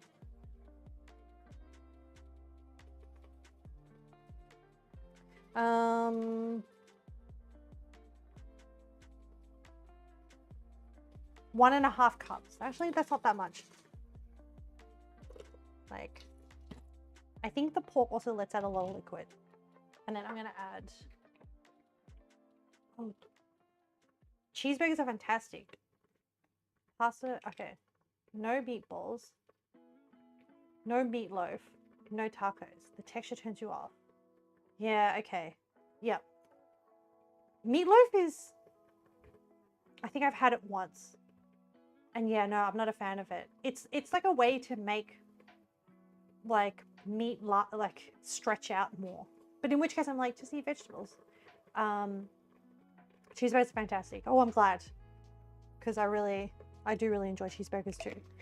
And then I'll make the taco salad, recipe of your mom's, basically pasta with a dressing, small meat chunks, lettuce, cheese, and topped with crushed Doritos. Oh, all the elements. You're pescatarian. No one asked. No, that's interesting. How do you feel, Leo, about other foods being cooked? I think you could do, you know what, Leo, you could do, I love fish tacos, by the way, like fish fillets in a crumb, like in a batter, fried, and then into tacos. Is a pescatarian, so pescatarian is supposed to eat fish only? Yes. So, well, I'll let Leo answer. You've been pescatarian since 5 years old. Yeah. Some of my friends are pescatarian. So essentially it's like vegetarian plus fish. Wait, do pescatarians eat eggs, Leo? I think they do, right? Because I always think of it like vegetarians plus fish. And I think pescatarians also eat shellfish. Is that right? Or is that a no-go?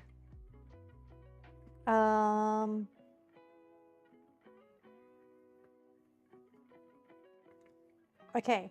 Oh, and now to add the flavorings. So let me double check. We need sake, soy sauce, 5 tablespoons of soy sauce. Yeah, vegetarian with the fish diet. Your family don't do eggs, but personally you give it a pass.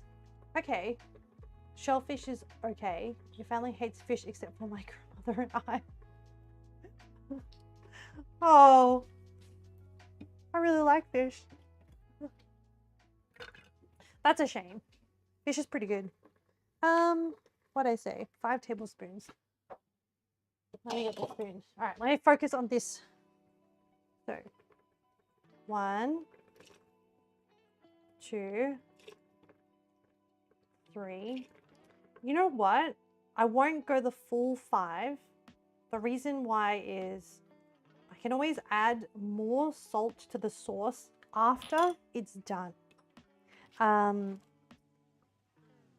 if like at the end of the pressure cooking if it's not salty enough, but I can't take it out. And then 2 tablespoons of sake.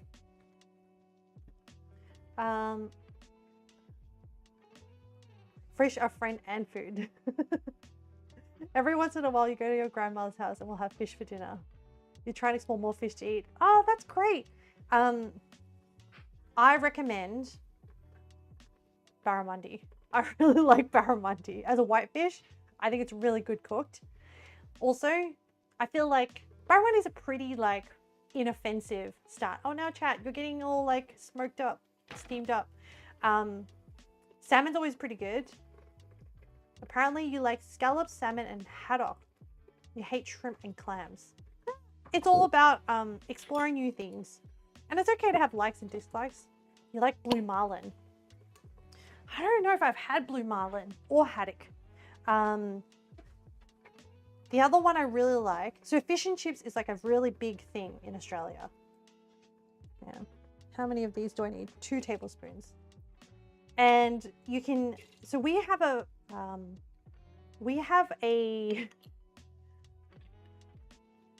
cut of fish called flake, but it's just a name for shark meat. Because we, in Australia, we're an island, we're surrounded by a lot of stuff. And I think like, rather than like, sometimes sharks that get caught in the nets, we just turn them into food. Blue marlin is kind of like the steak of the sea. Wow, can I handle the texture of shrimp? Oh, that's a shame. I really like shrimp, but I understand. Your grandmother makes really good haddock. I'm gonna mail you her haddock one day. Okay, I'm willing to try. Yeah, we should probably do more fish on this show, actually. But actually, oh, okay, wait, let me do this. Oh, and then 4 tablespoons of sugar and mix well. Actually, you can email me too. You're in Philippines. Actually,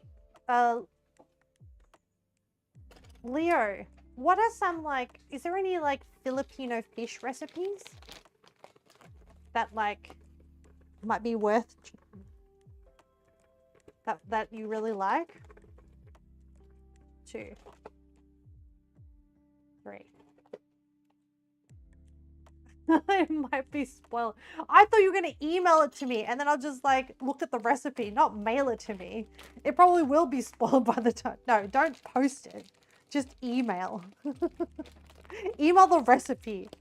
I'm sure I can try and just recreate it. Okay. All right. So in this sauce, we have onions, garlic, ginger, sake, soy sauce, sugar, vegetable stock powder,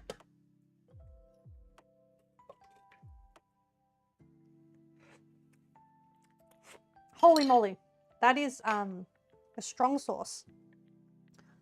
Okay, and then add the pork shoulder back into the pot. Got it. Okay. You know what I'm gonna do? I'm gonna scrape down all this sauce with a spatula. That's with a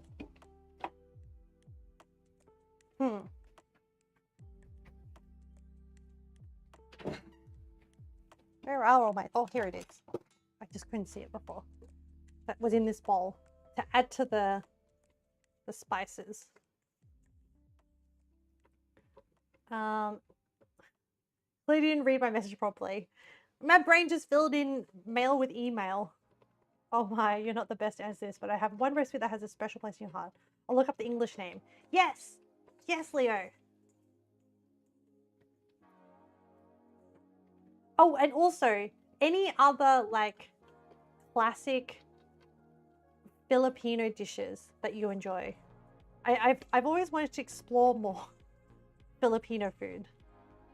I actually had a Filipino colleague who introduced me to some of her food, but I'm really bad with like remembering, ex-colleague, remembering the names of things.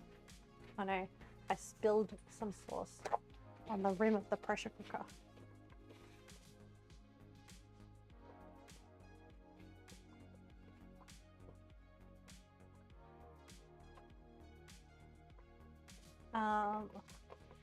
You'll get your rest one day and you'll share it with. Anikad soup.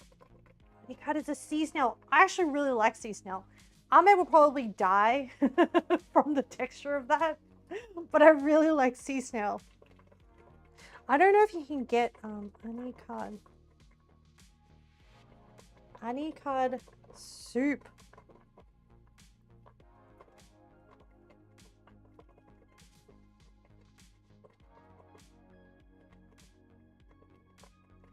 Oh. This is a very, very unique Filipino dish. Philippines.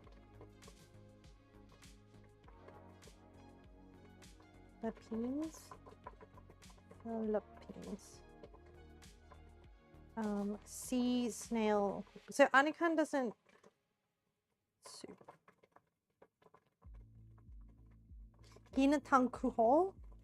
Philippine snail stew made with apple snails in coconut milk with leafy vegetables, onion, garlic, ginger, or turmeric. It seems like there's different styles. So it seems like Ginatang kuho is a coconut based, and then it seems like Anikan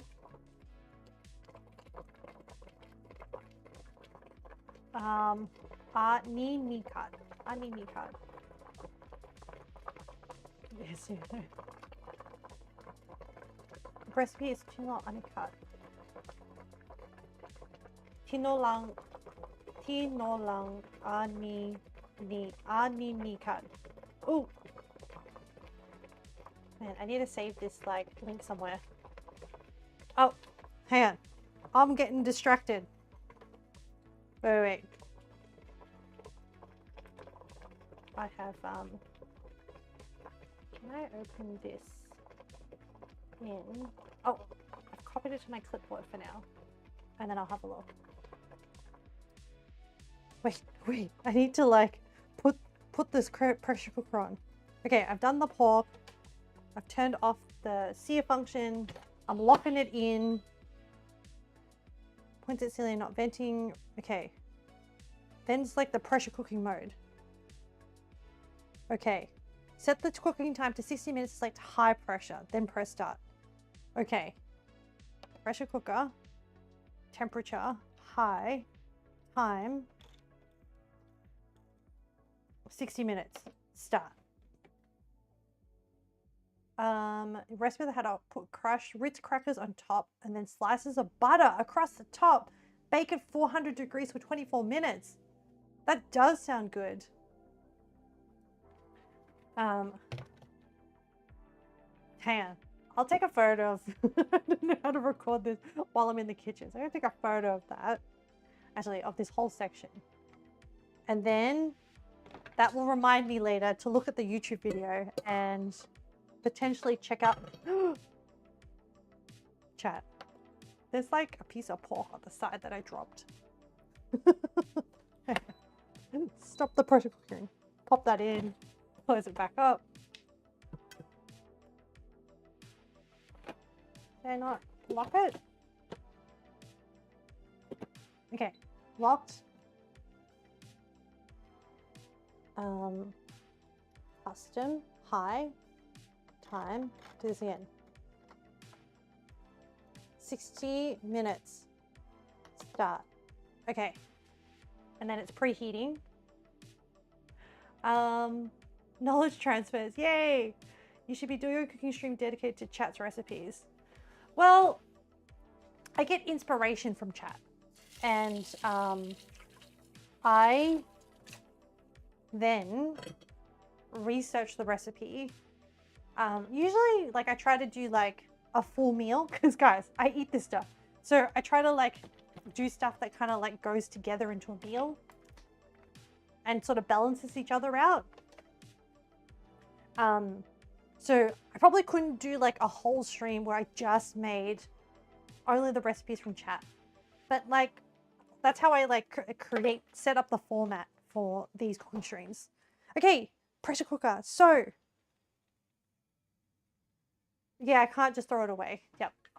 Which is why I try to like pick recipes that like I'm interested in trying, or I'm interested in recreating all these techniques that I'm curious to try. Okay. Now I'm gonna put this stuff away. We have the buffalo sauce done. Now we need to prep the chicken. So with chicken, we're going to need baking powder. I have a small container I want to use up. So I have the baking powder.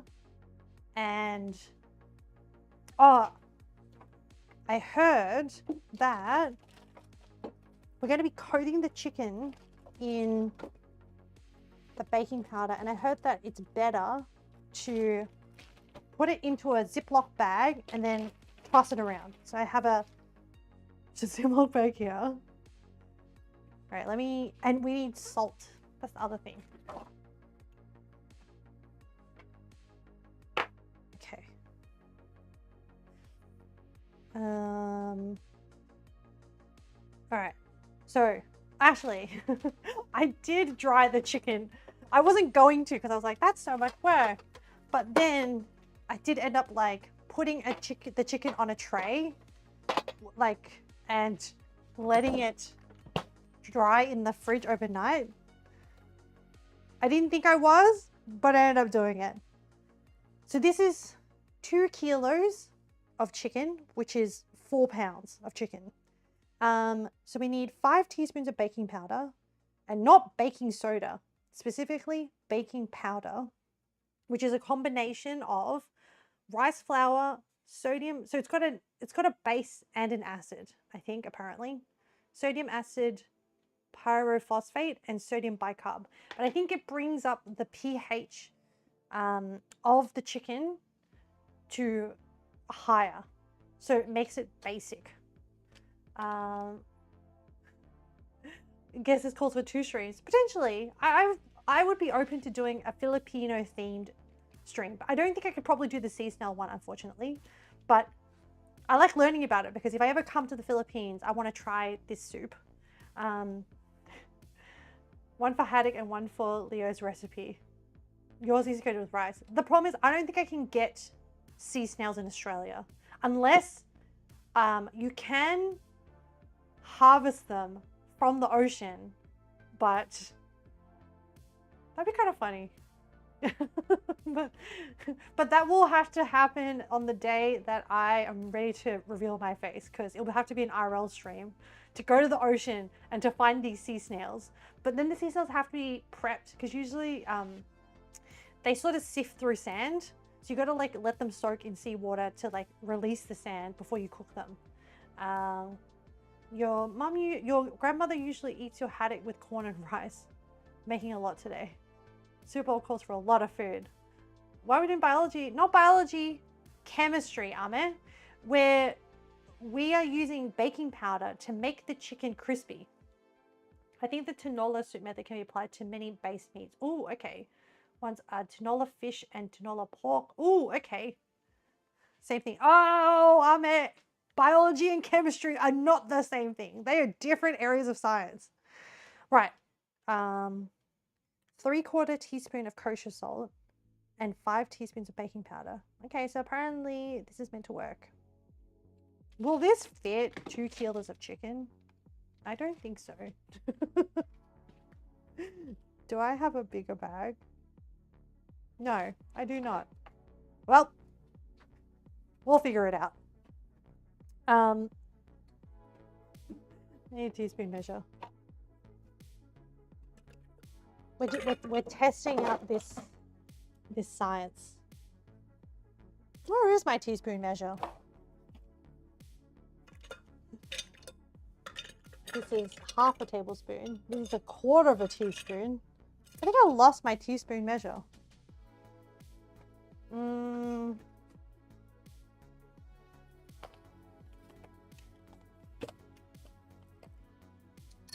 I don't know where the teaspoon measure is. It's usually a purple one. Is it there? No. Well, I have the next best thing, which is a 1/2 teaspoon. Shush, same difference. No, it's not. Chat, it's not. Biology is about cells, about like plants, about cellular levels of things, and then whereas chemistry is about down to the molecular level. You're taking biology in school and you're using words I knew, so no, they do overlap, but it's differences. It's like saying physics and maths are the same thing. They're not. Physics uses maths, and biology does use chemistry in some of the basic reactions and things like that. But no, it's not the same. The cat ate it. Viral streams. I think a lot of VTubers do it with a mask on, so maybe consider if you have to stream IRL and still not super comfortable showing full face. Yeah, the cells and molecules, but you're talking like a level up.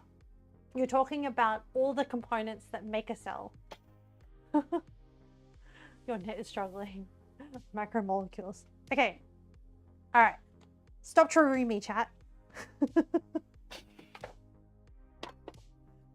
You with your biology, chemistry, same thing, chat. All right, we're gonna do, so I have a half teaspoon. I need to count this. I need 5 teaspoons of baking powder, which means 10 half teaspoons. Got that? Oh, and this is not gonna be enough. So I'm gonna prepare by opening this. Oof. All right. 10. Remember that, chat. You keep distracting me. Carbohydrates, proteins, lipids, and nuclei are the 4 macromolecules. Thanks, Groggy. See? Groggy's lurking, but he's useful. 1, 2, 3, 4, 5, 6, 7, 8. Let's fit.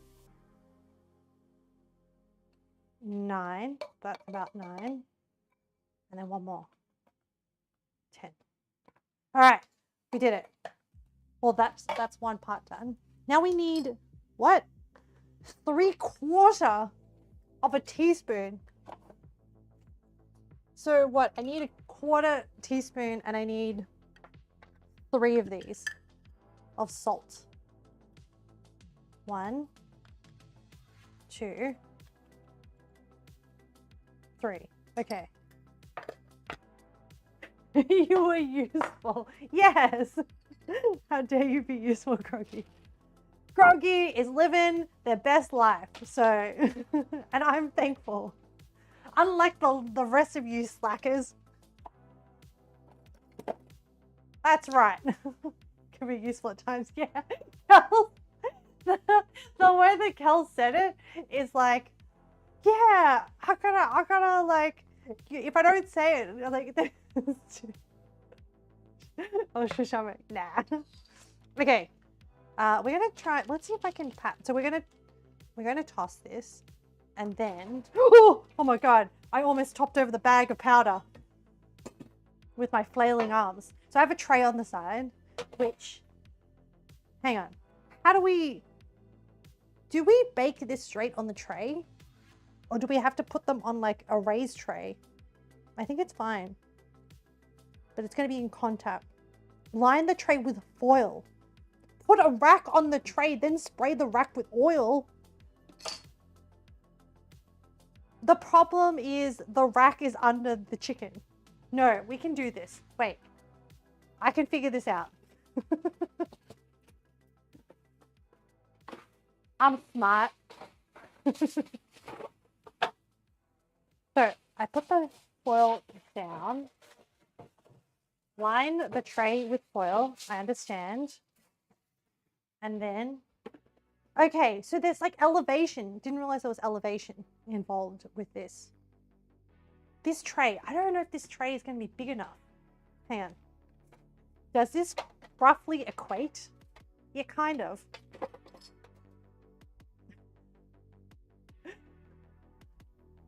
You're too energy still. It's almost 9 p.m. What did I do? I almost spilt the bag. Praise groggy. Yeah. All right. Now we're gonna toss the wings, and then hopefully if I can get all the wings in the bag, then I free up the tray, and then I can move the tray to the other, the raised, I don't know, whatever, raised rack onto the foil tray. All right, let's just do this. Let's see if we can fit all of this into here. This is 4 pounds, also known as 2 kilos.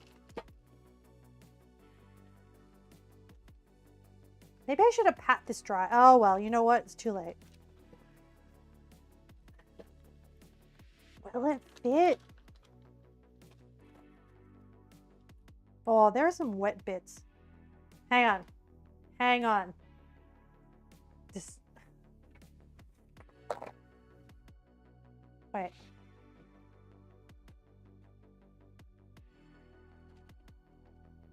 Just for the really wet bits, I'll do a little bit of a dab. Oh. I don't know if there's going to be enough space to shake the chicken, but you know what? We'll figure it out.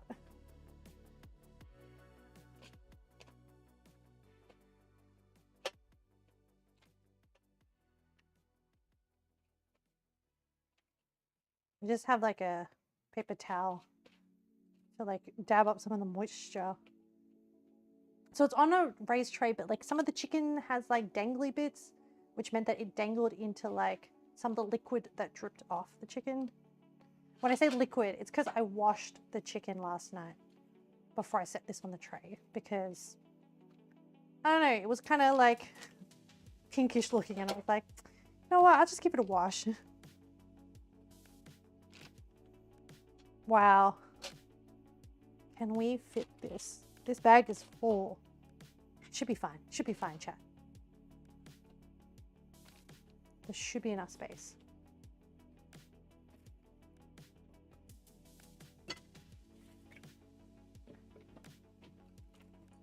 Wait, okay. And then I'm gonna try and mush the air out of this bag.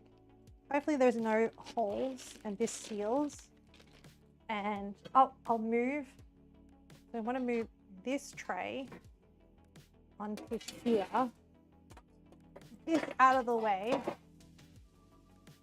And then shuffle this. Okay. And so now we just move the baking powder around in the bag. I'm really doubtful that this is enough baking powder to handle all this chicken, but I mean, that's what the recipe said. Being aggressive with the I feel like I'm like doing that, you know, that thing where you like grab someone and like grab their collar and like shake them. That's what I feel like I'm doing with the chicken wings. Oh, any lag, chat? Is the lag okay between like live chat and like appearing online? Is the multi-streaming doing okay? I feel like the lag is fine. Thank you, Ame. I feel like I need more baking powder. I'm not really seeing the baking powder, so I'm just gonna like. I think I've been good. Oh, good. You can't tell, seems fine. Oh, yay, the technical changes again. I'm going to do another teaspoon of baking powder. Groggy's like, I don't know about the statement of, I've been doing good. Or is this about Groggy being useful? Oh. Well, we'll see. Okay, my thinking was, it didn't look like it was covering it, so I added more baking powder, because like, there's a lot of it was praise, I just don't know. you know, there's no point doubting it because, like, what are the two scenarios? So she meant it, which is like, yay, Kel's being like very supportive, kind, nice. On the other hand, she isn't. In which case, if you took it like that, then you'd just be annoyed. So like, rather than, even if she was laughing at you, like, whatever, you know. No, Cal is a good person. I'm sure she meant it as praise. We're all about positivity here. Yeah. Just assume best intent until they literally come to you and are like, hey, I actually think you suck. In which case, we'll ban them. Easily done. Innocent till proven guilty. Yeah. Assume best intent. Because, you know, if you live life just double guessing or being suspicious about everyone, it gets kind of annoying. Like, there's like people who always assume bad intent. It's such a stressful way to live, you know? All right. This is done. Just ignore the haters. That's what I'm trying to do. All right. Put the chicken on the tray. Oh, I didn't do the thing that it said, which was spray the thing with oil. I don't know why. Because it's a rack. But, you know, that bit I'll try and listen to. I guess to take it off easier, but I think it's going to get stuck anyway. Okay.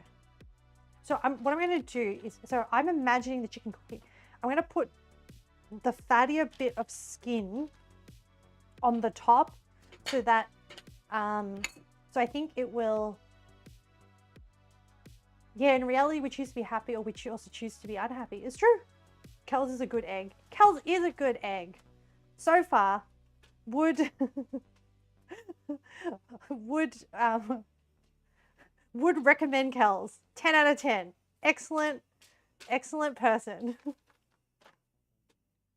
Okay, yeah, so I'm imagining the chicken would like drip down the oil. So we want like the bigger pieces of like fat to get the most like air time to like render.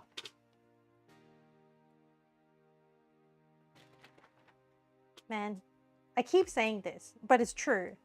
You guys are really awesome. you like with 9.6 out of 10, let's let this go to a head. Yeah, gotta like, oh, you do that because you're like, you're gonna be like, there's always room for improvement, Kels. Can't give you a, you know, those like managers or teachers that are like, yeah, I don't believe in giving anyone a plus or a 10 out of 10. There's always room for improvement. That's what Scroggy is doing to you. Trying to motivate you. And you're like, hey, if I'm awesome, just give me the pay raise.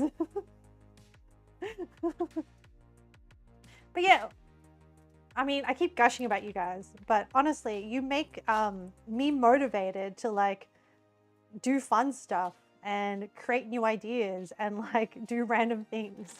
So I don't think I would have the same, I mean, I would still mental gymnastics my way into like motivating myself, but you make it a lot easier is what I'm trying to say. I don't have to like do as much mental gymnastics. You don't know what's going on. You just came back. Welcome back, Ame. What are we doing? Where Groggy is teasing Kels. And we're just letting Kels know what a great egg they are.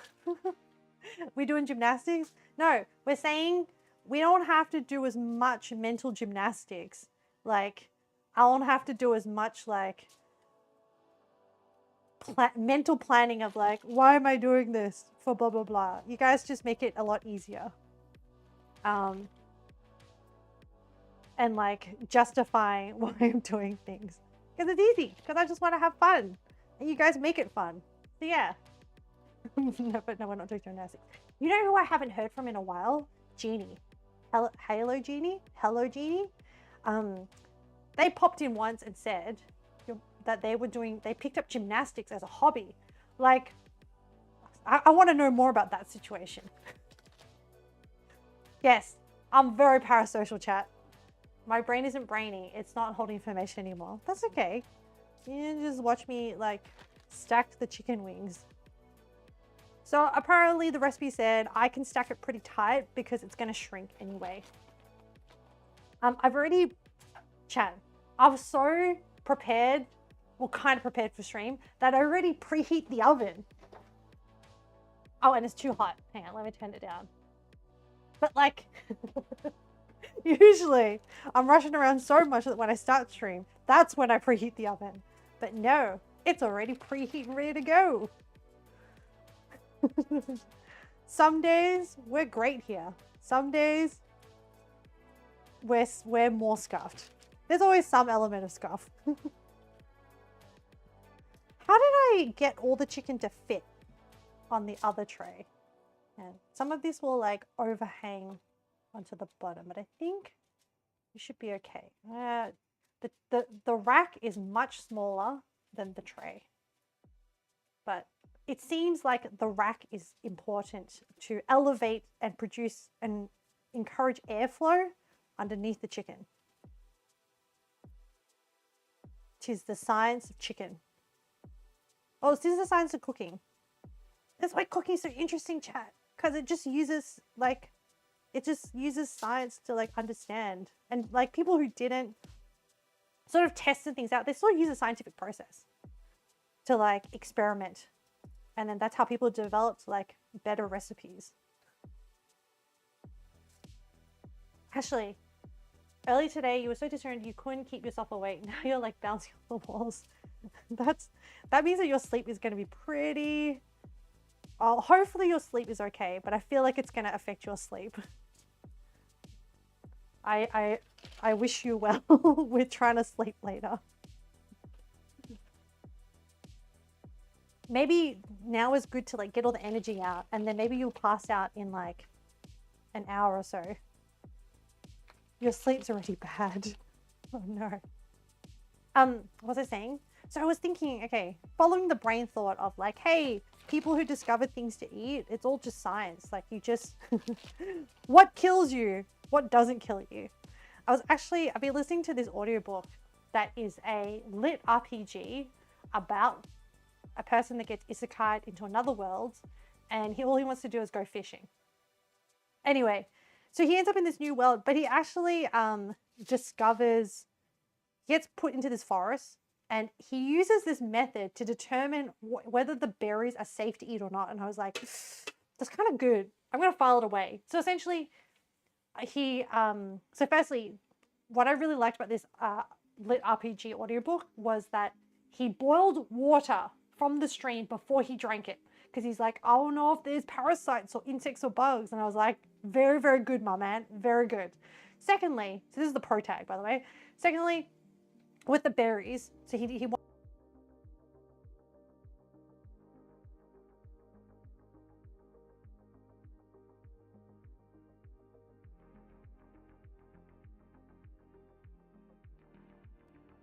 chat.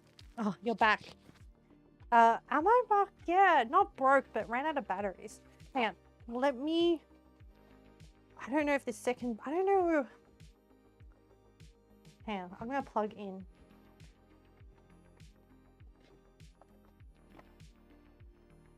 So the one that just. Whoa. Okay, I'm back. The one that just ran out, I plugged it in, and I had both charging. I don't know. Mic got muted. Yeah. I'm using these wireless Rode Go-To mics. I thought they would be more. I've had like a few issues with them. Like, there was a stream where it just completely cut out. And I had to reset the factory settings and like update the hard software. And then recently, like the receiver was doing weird stuff as well. Anyway, there's probably not a great endorsement for Rode mics. I got them because I was like, they were firstly on sale for Black Friday and they had good reviews. And so I was like, yeah, and Rode is like a trustworthy brand. And I was like, okay, I want simple plug and play. But yeah, having issues. And like I had both mics charged and then it just ran out. Normally it lasts the whole stream. Earlier it muffled, but it fixed it so you didn't think much of it. Yeah. So I don't know. Okay, we've done this. We've tossed the wings. Toss well to coat wings evenly. Bake for 30 minutes on low temperature. Place the wings skin side up. We did that. And we're baking for 120 degrees Celsius, is 250 Fahrenheit, so quite low, for 30 minutes. And then we raise the temperature to 220 degrees Celsius or 425 Fahrenheit for 40 minutes. And then it will crispen up. So let me double check my thermometer. 120, perfect. All right, it's, hey Google, set a timer for 30 minutes. Sure, 30 minutes. All right, so we got that. Whoa, that's heavy. Ow! No, I'm good. The back of my hand briefly touched the oven door. It shocked me more than anything. Bake on the low shelf. Okay, yep, I did that. Okay, so pressure cooker pork, part 1, done. Part 2, chicken, done. So we're up to point 2B, which is baked chicken at 120 degrees. And we've set the timer, because sometimes we forget to set the timer and then we panic, but we're good. And then when the timer goes, we then crank up the oven temperature to 220. We've made the buffalo sauce, and now we can make the blue cheese sauce. And how are we doing for time? Let's do a time check. 2 hours, half the stream. We're doing pretty well. So the other things that are still left to do is make the blue cheese sauce. And then actually the pork might take a while. It might actually take a whole hour. So it's now finally started counting down at 53 minutes. And then even after 53 minutes, it has to vent the pressure. And then even after that, we need to break apart the pulled pork and like tear it apart and then like reduce the sauce. Cat, hello. Oh, Betty Bear, hey, look, the whole crew's here. I don't know who the crew is, by the way. When I say crew, I'm just excited when like people come in. Oh, appeared at the same time. Yeah. Ashley, Kat, hey, how are you? I have go like we'll do our pleasantries, and then I have a thing that I was remembering that I had to tell you. It's going good. Where are we up to? The pork is pressure cooking. That's hot. The pork is pressure cooking away, counting down at 52 minutes. That's a pork shoulder with Asian spices. And we had potentially 2 small OHS incidents. Oh yeah. The chicken has been tossed with a baking powder, which is the cool thing that we're experimenting, or that we're investigating today, if it truly does make baked chicken crunchy. The buffalo sauce is done, and actually it didn't separate, which is great. So separation is like sometimes oils and liquid, like water-based liquids, sometimes struggle to incorporate. But this is not split. This is actually stayed incorporated, which is great. So the buffalo sauce is done. So once the chicken is done, then we put the chicken into the buffalo sauce, and then we were also going to make blue cheese sauce now. Pleasantries. Yeah. Hey. How much buffalo are we talking? 2 kilos, 4 pounds of buffalo wings, because it's the Super Bowl party. So yeah. Anyway, the reason why Kat had to tell you. So I was reviewing the footage from our Minecraft stream, where the first part of the stream we finished the cliff staircase build. And then we went on tangents to talk about urology. I mean, this also relates to Leo, but the reason why I'm thinking of you is because you asked me, what are some causes of psychological incontinence? And I reviewed the clip and I realized I was wrong and I needed to fact check myself. So I said that cancer treatments would affect the cells, the receptors in the bladder, which then could lead to incontinence. But actually, that is another form of physical incontinence. Psychological incontinence is more about when you when you like just have like trauma, mental trauma from like either poo or pee or something like that. Yeah. Yes. Yeah, I was wrong. I'm sorry. I taught you wrong. Yep. I know you probably are like, I mean, I don't really care that much, but I care. And you could see that. I care and I want to make sure. Yeah, that's it. That was all I wanted to update. Yeah. And I probably, if I ever edit that, superb Alpiz. Thank you for checking. All all time. No, I know it's a bit random to be talking about incontinence during a cooking stream, but you know, gotta fact check. Okay, right, blue cheese. What do we need for blue cheese sauce? Mash the blue cheese with sour cream until smooth or to your taste. Add remaining ingredients and mix well until combined, using milk to get to the consistency I want. Store in the fridge until required. Okay, and I also bought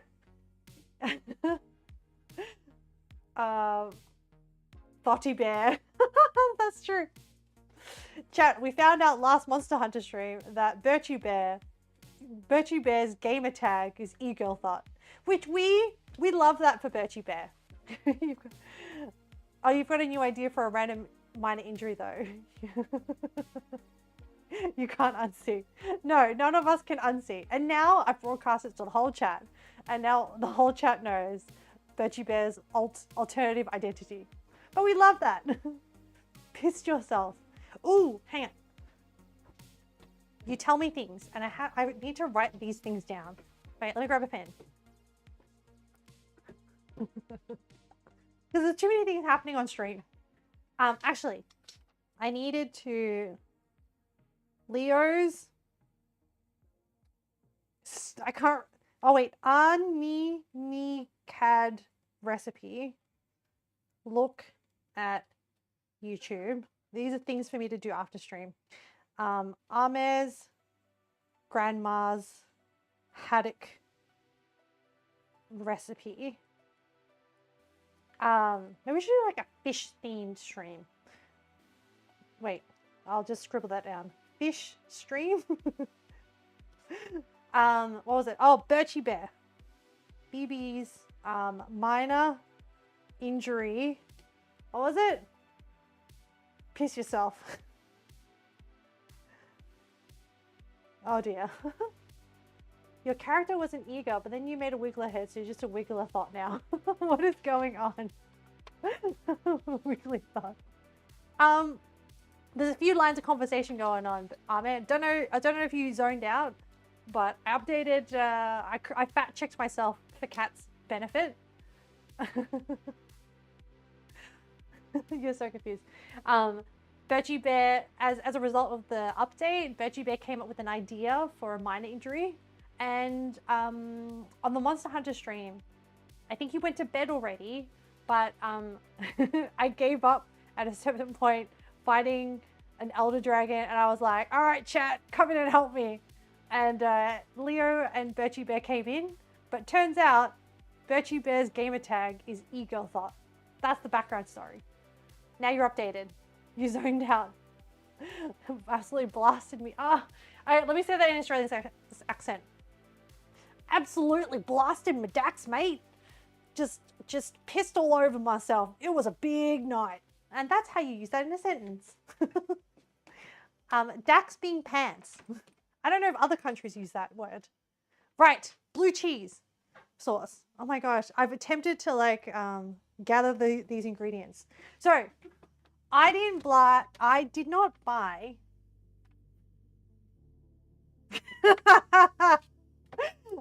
I didn't buy sour cream because if I don't use it all, what use am I going to use for it? I don't know. So instead I bought Greek yogurt because like at least I can do other stuff with Greek yogurt. Okay, chat? Maybe I can make like tzatziki dip or something.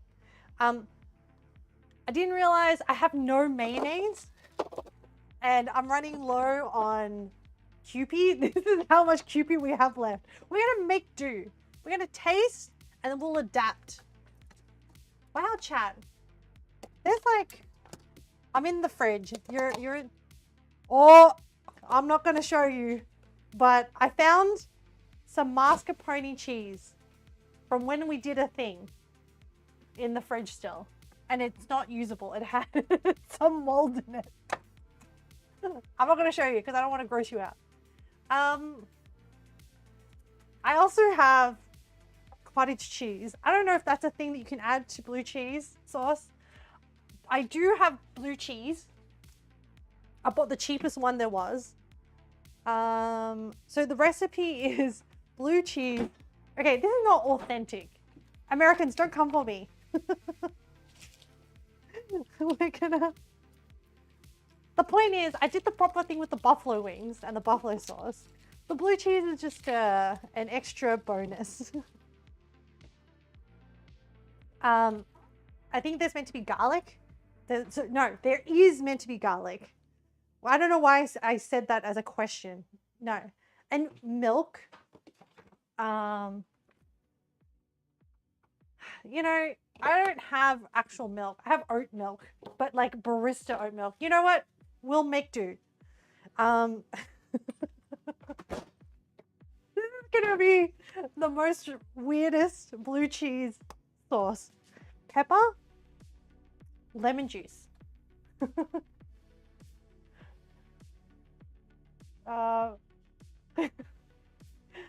Australian trying to be more Australian. I was so productive until you rocked up. Yeah, I got distracted. Keep you Greek yogurt. Let's go. Oh no. Urology is fine, but not mold. No. Don't worry.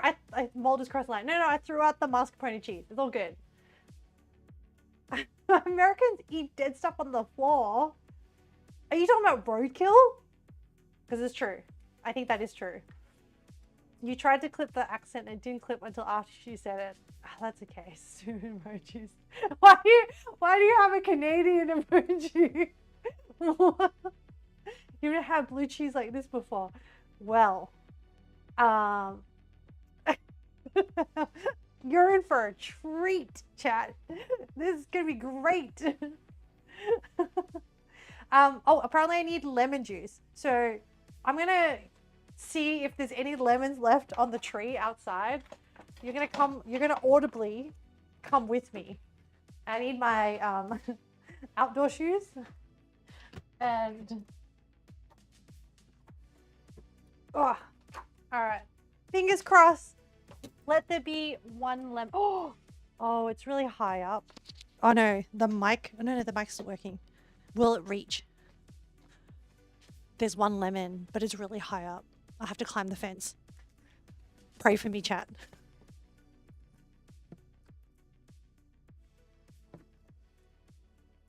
Oh my god.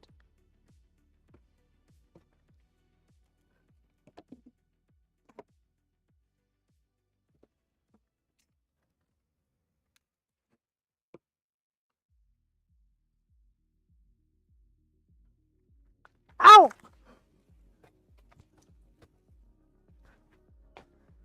Okay. Chat. I had to climb the fence, but then I had to grab the back branch to pull the to pull the lemon down within my reach. But then there was too much like pressure, and then the lemon slingshotted into my face. So, but I have the lemon. I apologize. What am I doing? Stupid emojis. Honor a Canadian, to be honest. I'm sure apologies enough to qualify. Oh, you redeemed hydrate. Thanks. We climb it. Yeah, I did climb the fence. I have a lemon tree, but it's like getting towards the end of the season. I got a lemon to the face. Yeah, I have a lemon tree. Face full of lemon could also be an injury. Okay. Yeah, I went outside, I can enter the garden through the laundry that's connected to the kitchen. And I took I was expecting to clip the lemon down. But you know, we have a lemon. We had a lemon left. It was meant to be, chat. We were fated to make this blue cheese sauce. I completely forgot about the lemon, to be honest. And I was like, oh, let's see. So usually my lemon tree fruits twice a year, in summer, at the start of summer, and in winter. So the new green fruit are starting up now. That was fast. Yeah, I am a ninja, Ame. No, I'm not. I'm just a weeb that ninja runs. Oh, what was the idea, Birchie Bear? Face full of lemon. Yes, I will add that to stream later. Okay. Let's do small chopping board. Yeah, so the house I live in has a very extensive garden. Not planted by me, chat. Planted by the people that came before me. I have lemon trees, I have orange trees, I have a grapefruit tree, I think it's an apricot tree, I have a blueberry tree, which is not blueberry, blackberry. No, mulberry, sorry, which is how I made that mulberry wine thing. I think there's like a mandarin tree somewhere. Yeah, I didn't plant any of these. Lemon juice in the eye. Oh, yeah, lemon. Face full of lemons or lemon juice in the eye. Good one. You're so jealous. That's amazing. Yeah. I'm not a very good caretaker. So I do my best, but I'm not a gardener by nature. But neither will I chop down these trees. Can't. So what am I doing with this? So I mush the cheese first with sour cream. So we're going to use Greek yogurt. And then it says I need at least 1/4 cup of mayonnaise, but I don't. But mayonnaise is vinegar, egg. Ashley, how do you make mayonnaise? Can I make mayonnaise? How big is my property? I don't know what it is in American units. In Australian units, it's like 600 square meters. It's a really old house, and the garden is much bigger than the house. But yeah, can I make my own mayonnaise? Mayonnaise. How hard is it to make mayonnaise? Fail proof. That's what we want. Fail proof homemade mayonnaise recipe. Use whole eggs instead of just the yolk. Fail proof and extra easy. Okay. Egg. Mustard. I got mustard, vinegar, or lemon juice. Neutral flavored oil. Prepare my food processor. The small bowl attachment. I don't have a small bowl attachment. Add mustard, vinegar, and salt. I just have a giant bowl. 6,458 square feet. Yep, whatever that it is. I don't think I can make. I think this is too big for mayonnaise. Is there another, like, can I make mayonnaise in a jar? Can I just shake a jar? Mayonnaise in a jar recipe. Minute mason jar mayo. Yeah, that sounds pretty good. Okay, tell me, sir. Breaking when you make it yourself, and I've made this dozen times and never had that happen. To avoid break, toss all ingredients the same temperature.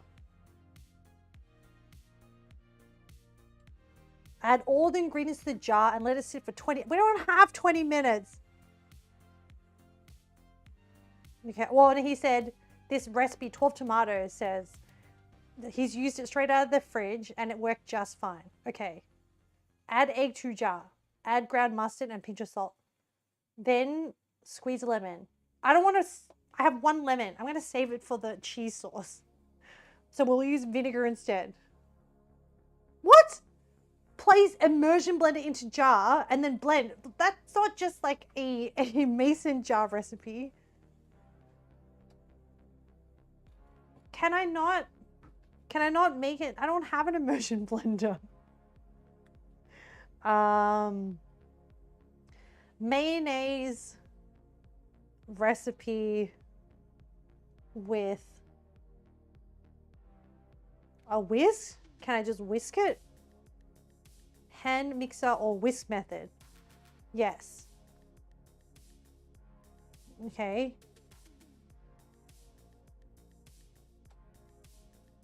Yolk, gin, mustard in a medium bowl. Whisk them together until they're smooth. Slowly add the oil. Wait for the oil to completely combine with the yolk. How to repair broken mayo. Fresh room temperature egg into a clean bowl and then beat the broken mixture a tablespoon at a time into the egg yolk. I think we can do this. Look, I mean, I don't, okay. I think, you know what? I've never made mayonnaise before, but I don't have mayonnaise. So we're going to try. Worst case scenario, we'll make it without mayonnaise. I think we can do this. Chat is just like, I don't know if this is a good idea. Oh, well. Well, this recipe says 2 egg yolks. That's a lot. Wait, actually, how much mayonnaise do I actually need for blue cheese dip? So we need half a cup of blue cheese, which is all of this thing, and a quarter cup of mayonnaise. Nah, 1 egg is fine. 1 egg is fine, chat. Dijon mustard. Yes, I do have Dijon mustard. White wine vinegar, red wine vinegar, or lemon juice. White wine vinegar. I have apple vinegar or rice vinegar. You know what? I think apple vinegar should be fine. Oil. A cup of oil.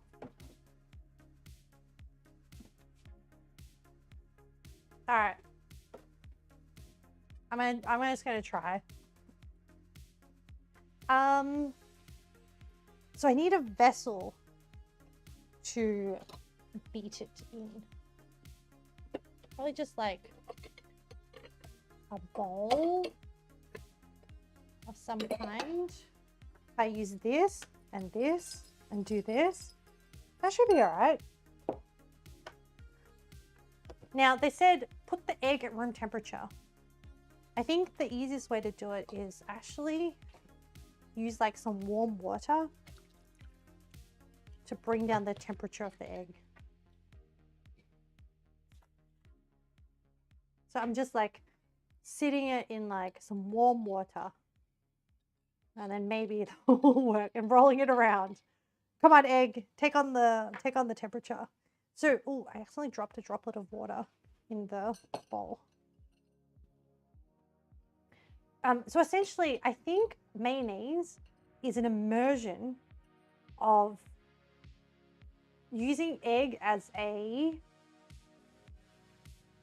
suspension agent to suspend small droplets of oil in fats. I think that's what it is. You need a chaotic cooking stream where instead of normal ideas like warm up egg and water, it's like 10 seconds in the microwave should be fine, right? No, that's terrible idea. Even my brain knows that that logic is terrible. Okay. What do you mean? It's an amazing idea. Don't encourage bad behavior. Okay. Salt, pepper, and 1 teaspoon of the vinegar in a medium bowl. I don't know what the vinegar does.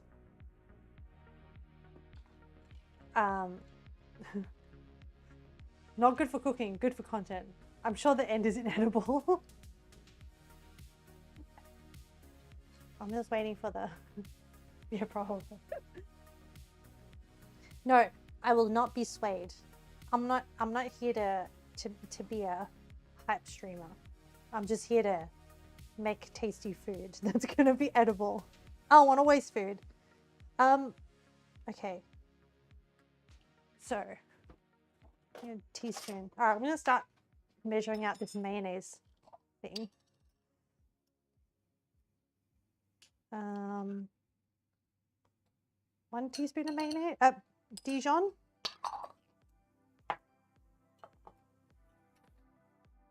I'm gonna do a teaspoon. No, wait. Salt and pepper. Okay. Salt.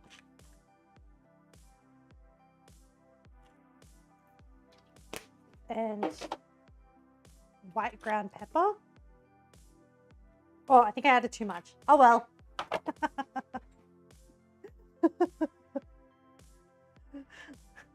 It's fine. I'm sure your dog would eat it. Alright, let me draft my egg. It's like not cold, but it's not like... I think it's good enough. Whoa. Egg goes in.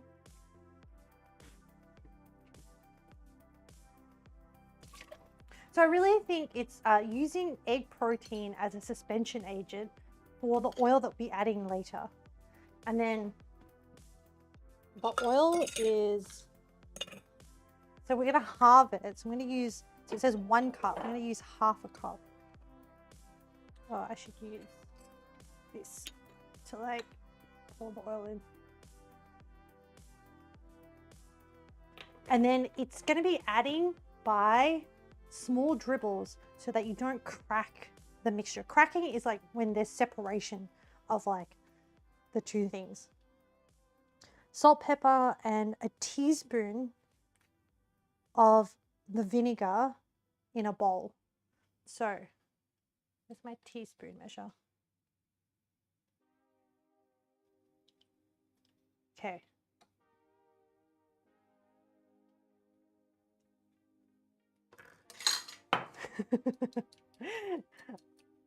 Hand whisking May, is that possible? I think it should be fine. I don't know. We'll find out. People who can get stiff wicks out of cream, we got no time for that and no skill. It's going to be KitchenAid. So the thing is, I only have 1 extension cable, and if I get the hand whisk out, it's not going to reach here, and that's already being used on the pressure cooker. So I don't know. I'd like to know how hard this making of mayonnaise is. So start adding the oil while continuously beating the mixture on medium speed or whisking constantly, adding no more than a tablespoon at a time. Wait for the oil to completely combine with the yolk mixture each time before adding the next tablespoon. That doesn't sound so hard. Okay. I'll use a clean. So I think the other thing is that we don't want to introduce any extra water into this situation. So I'm going to go conservative and add like... And the science is we're incorporating oils into a water base and using egg as the multiplying agent. And then what I'm going to do is I'm going to beat it. I'm going to see if it's separating.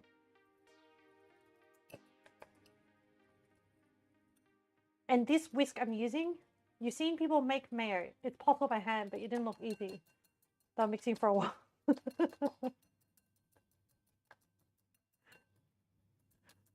don't know. How long is a while, Kels? What are we talking? I think you're also like incorporating air into here, maybe.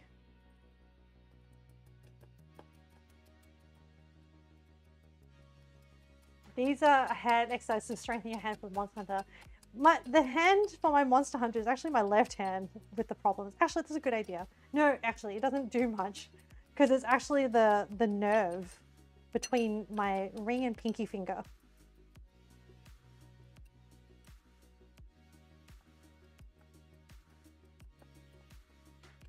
I don't know. It seems okay. Maybe it separates at the end. Surely there's another thing we can use to stabilize. Yeah. How to stabilize mayonnaise. Ensure proper emulsification by adding a small amount of acid while slowly whisking the oil, as this helps bind the oil and water components together. Oh, that's the chicken timer, which means we're now up to the 40 minutes cranked up at 220. All right, chicken.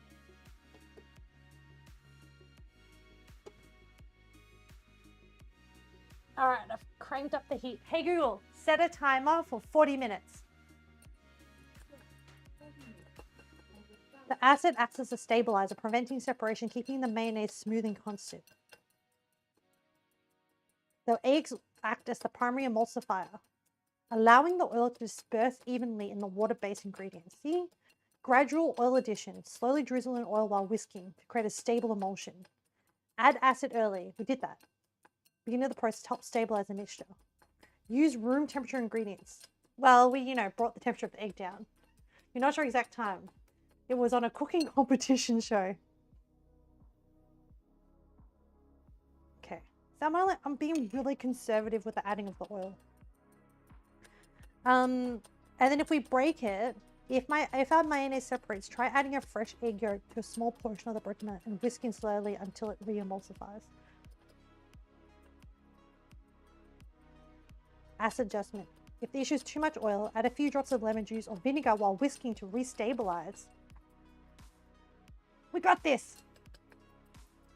This can't be that bad.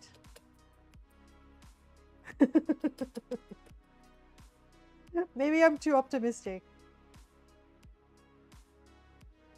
Okay. I know it's hard to tell if it is emulsifying properly because I'm adding a lot of air in accidentally. Well, I don't know if you're meant to, but I see a lot of bubbles. Can't be too bad, right?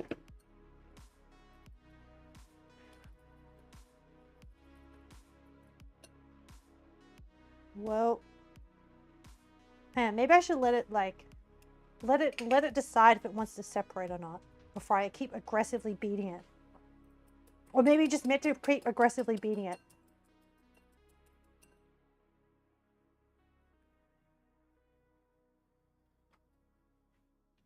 We'll find out. I mean, the chemistry all checks out. It's the execution that is the concerning bit, chat. The execution of the components. That's pretty cool. Like chemistry-wise, it's pretty cool. We're doing the doing the chem thing.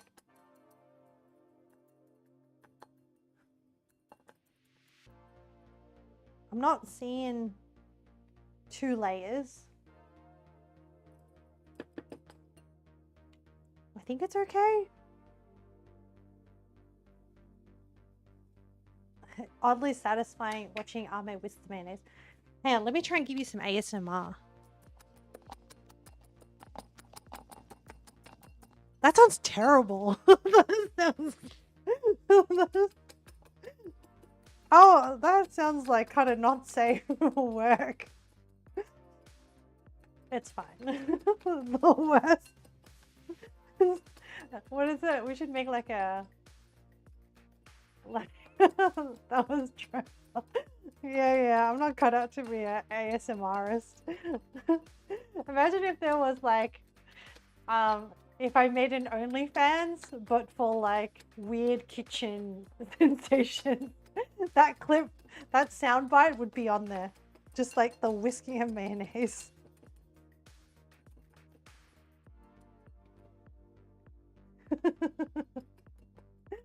Yeah, if I ever made one, I would make like a troll OnlyFans account. Oral sex is how you get hearing aids. That's terrible. Oh, I see some separation. No!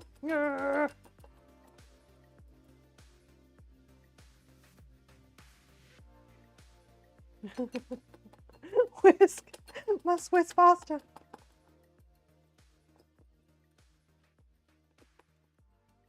Don't you dare separate on me. Hold it together, mayonnaise. Hold it together. You have to make it through. I need you.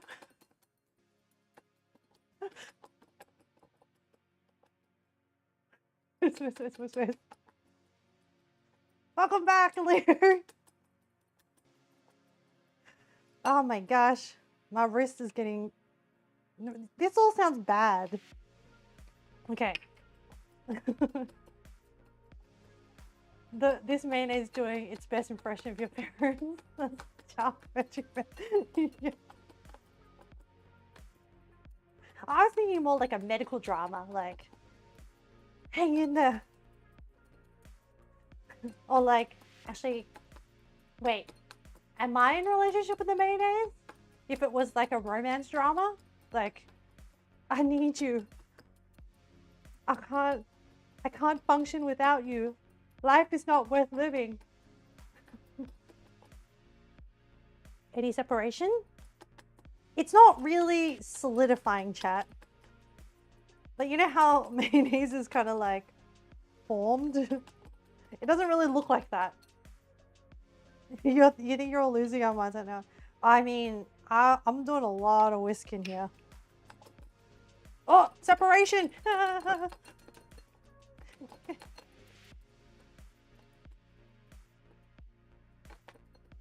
At least, doctor's coming in to yell at someone for getting a whisk that's stainless steel instead of aluminium. Turns out it's lupus.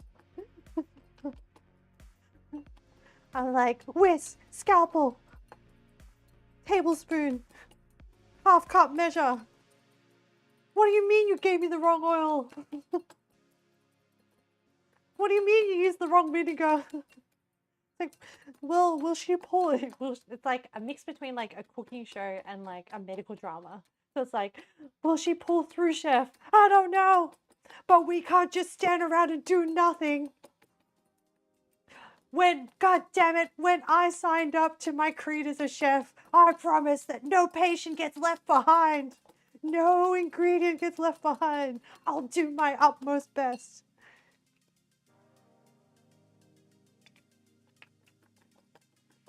All right, we're getting to the end of the oil. I'm making my own movie right now. Yeah, absolutely. But it's like a weird mix between a medical drama and a cooking show.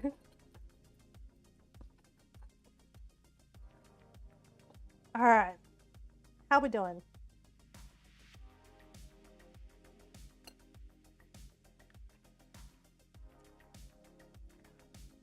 I can't say that it is... I wouldn't call it mayonnaise. I think using the term mayonnaise is very generous.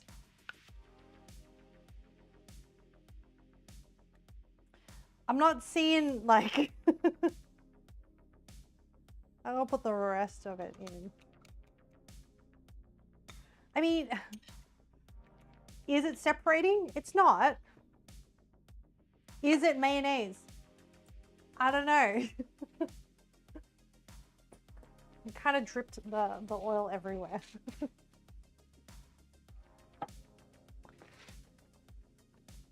There is like a bit of thickness to it, but not like the mayonnaise that you would spread on a slice of bread. You know, like that you would slather onto a slice of bread. Well, you know what? I should just market this as like, oh, homemade mayonnaise. Like, not because I forgot to buy mayonnaise and I didn't have enough Kewpie. No, this was intentional, chat. Because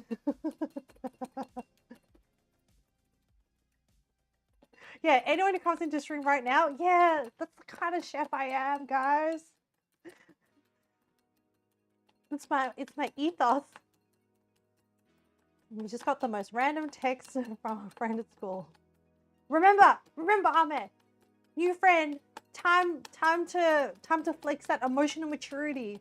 Remember, Metal Tiger, don't get mad for no reason. Remember to take a moment. Is this mayonnaise? I don't know. I don't think so. Is it weird?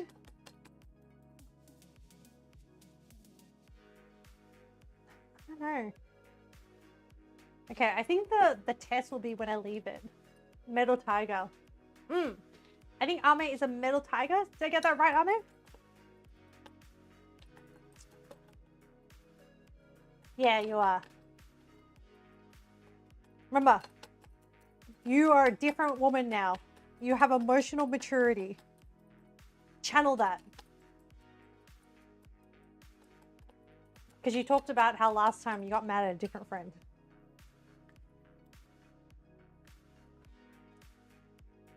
I don't know if this is mayonnaise. It doesn't taste like mayonnaise. You are woman. I'm gonna set it to one side and see how it goes. Okay, take away the Dijon mustard. All right, continuing on with the blue cheese sauce, chat. Here's some mayonnaise that we had handy. I need to stop beating it and see if it Oh, I need the garlic crusher. All right, on back to the blue cheese. So we got the blue cheese. I need another sauce or container, bowl. Actually, how much blue cheese will this make? And what size bowl should I use? Oh, let's use this bowl. Okay. You ended up making 2 new friends yesterday. Oh, look at you. Life is treating you well. You got on a student role and made friends. I'm so happy for you. That is definitely made, yes. Chat, we're all living this delusion together. We're all just humans who can't human. Yeah, just like us, chat, just like us. None of us actually know how to socialize. Yeah, just like me. For real, for real. Okay, I'm gonna use all this blue cheese. Which is why I bought this. It doesn't actually smell that funky. For anyone who doesn't know, blue cheese has been inoculated with this like blue mold. And it's meant to be a thing. Okay. It doesn't actually, I don't think this is, maybe I shouldn't have cheaped out and bought the cheapest blue cheese. Maybe I should have actually,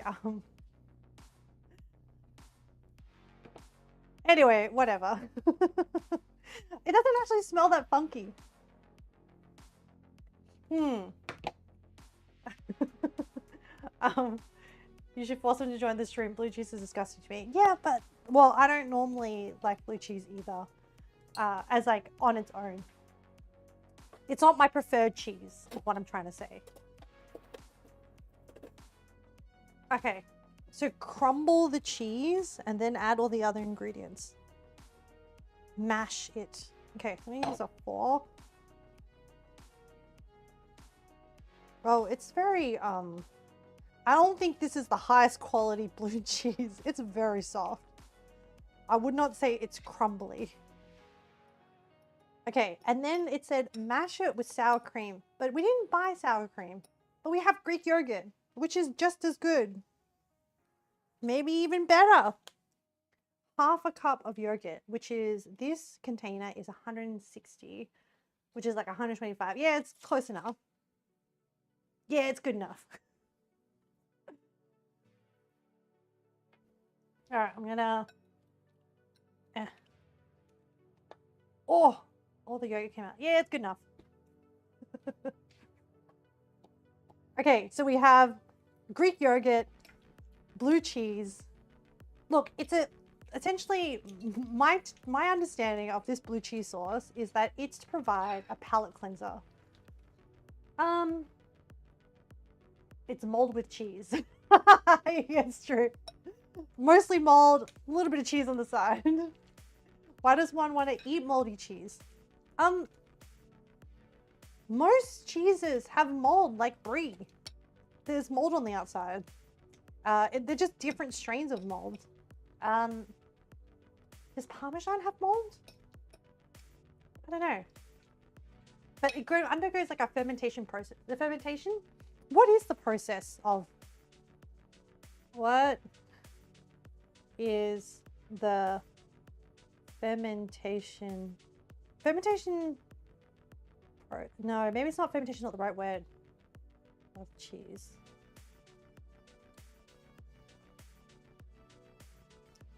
Oh, no, it is called fermentation. In cheese making, fermentation refers to the process where bacteria, specifically lactic acid bacteria, convert the natural sugar into milk. Okay, so even just to get cheese, you need to like, you need to ferment it.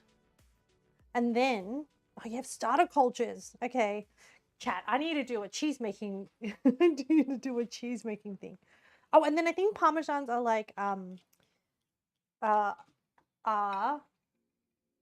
what do you call it?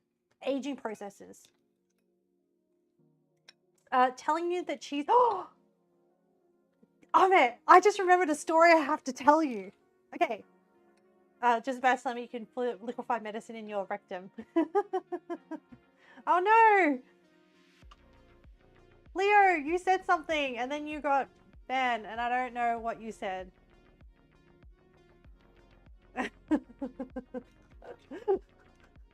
I don't think you meant to. I think my auto mods are too extreme. Sorry, Leo. No. Yeah. It's a timer for 300 seconds. I don't know what you triggered. Don't worry, Leo will be back. Right, Ame. I heard a news story the other day that I wanted to pass on to you. So remember how we had the Australia Day stream and we talked about is blue cheese meant to be, you don't see anything bad? Yeah, well, no, something got bleeped out. I don't know what Leo said. I don't know what Stream Elements, it must be one of Stream Elements' auto mod rules. Maybe, I don't know. I just sort of went with default, whatever it was. Yes, the story that, so, okay, go chat. During the Australia Day, yeah, a bunch of question marks. I think Stream Elements bleeped it out. I have to adjust whatever that is. Leo, when you come back, let me know what you tried to say without like spelling it out and then be spam. What it detects as spam? Yeah, maybe. Man, let me taste this. That tastes alright. Like kind of blue cheesy, kind of yogurty. Oh, I want to tell my story. Hang on. So on the Australia Day stream, we talked about some of the stuff that you find in Australia. And we also talked about how actually the spider list, in the list of scary spiders, it seemed like there were most of them in the top 10 worst spiders were in America. I mean, to be fair, spot number 1 and spot number 2 was taken by Australia, but come on, the rest of it was like, you know, had sprinklings. Because I was trying to refute the whole like, Australia's a dangerous place. Australia's fine. Except that there was a news thing that happened the other day that I saw. There was a person in Sydney who discovered a nest of, what's it called? Red-bellied black snakes, which are admittedly a poisonous snake. Yes, yes. In their backyard or in their garden. And there was not just one, not just two, Chad. There was 102 black, red-bellied black snakes. So I guess there is some things to be concerned about in Australia, but that's not normal. But that was pretty funny. I was like, can you imagine? Apparently, you know, it's the time of year for them to give birth, and then they like to like congregate together and give birth. And because they all gave birth in the one area, there just happened to be 102 snakes. And like it took the reptile guy like quite a while to get to round them all up. And they don't kill them, they just relocate them. But yeah. So I can be honest and admit that sometimes Australia can be a little bit overwhelming and intimidating, but we're not always like that. Oh, I'm gonna cut some, maybe just one clove. Let me just add elements and then see how they taste. All right, how's the mayonnaise? Oh, chat, it's like stayed emulsified. The flavor tastes the same, which is kind of suspicious. How much? So you want 1/4 cup of mayonnaise. Do I have 1/4 cup? Uh-huh, I do have 1/4 cup. So I just needed this much.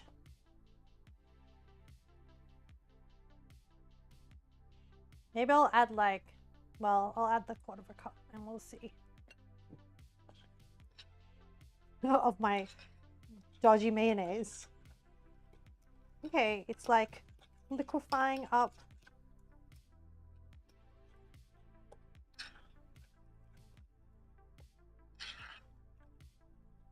Yeah. Still tastes okay. I feel like it needs more garlic. Oh, 2 tablespoons of lemon juice. Okay. Since I put so much effort into like getting this lemon, let's use it. So many seeds. I'm gonna, oh, you know what? I'm gonna grab the juice. You're back! Whoa, wait, don't type something that gets you banned again, but what was it in relation to? What happened? I need to like figure it out so that I can reduce with a bunch of questions. Oh, is it because like you because you maybe it's like considered spam, like too many question marks?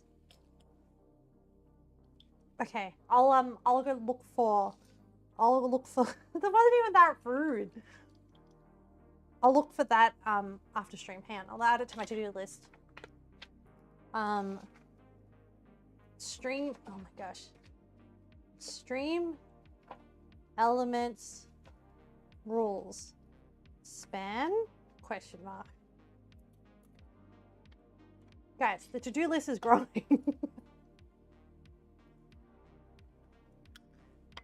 Actually, I was considered spam. Yeah. Don't worry, I'll change it. I don't actually know. It's been a while since someone's triggered a auto mod. But welcome back. Thanks for not getting mad. I'll do my best to mod myself. I think this is about a tablespoon. Should be alright. I'm gonna fish out these seeds. And then I'll dump all of this in.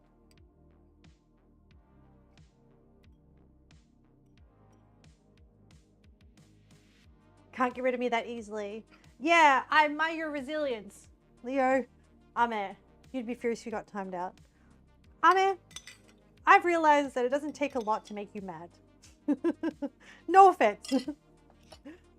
That's just what I've observed. It's okay. No, you're fine. Ah, thanks, Leo. Well, I'm still tweaking the auto mod settings. Okay, 2 tablespoons of lemon juice in the sauce. I think we need more garlic. And then, okay, so we're still 37 minutes on the pressure cooker and we're 16 minutes on the chicken wings. You're surprised it's about to be 10 p.m. Well, you did say you went hyper from grape juice, which sounds really suspicious because grape juice is another euphemism for wine. So, but I get, whoa, I almost dropped a whole garlic into the sauce straight away. Okay. It wasn't wine, you promised. Ooh. Oh my God. Oh, the pressure cooker is venting steam. There can be heinous people on this platform that automatic is still valuable in that sense. Yeah. But as I was saying, like we haven't really we haven't had that. We've had those viewer mods that are like click this link, blah blah blah. But we haven't really had any nasty people so far. You'll be able to tell the difference. Wine is disgusting. Don't worry, man. One day your taste buds will just be as dead as ours are. From the copious amounts of coffee, and then you too will enjoy wine. Maybe. Well, you'll have more of a chance. Okay, what are blue cheese, sour cream slash Greek yogurt, mayonnaise, homemade mayonnaise, garlic, milk, lemon juice, salt, black pepper. So we have some black pepper. How much? Just a bit. Okay. Salt.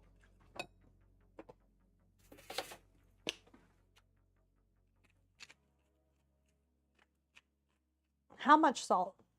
Half a teaspoon. Actually, I need to buy more of the salt to put into this cracker thing. Hey Google, add rock salt to the shopping list. Okay, I added rock salt to the cold spicy chicken. Okay. How much milk? Wait, so actually, There's salt in my cheese. is cream, no, is this blue cheese thing meant to be liquidy or like kind of thick? It's kind of thick at the moment. It has the consistency like of kind of chunky.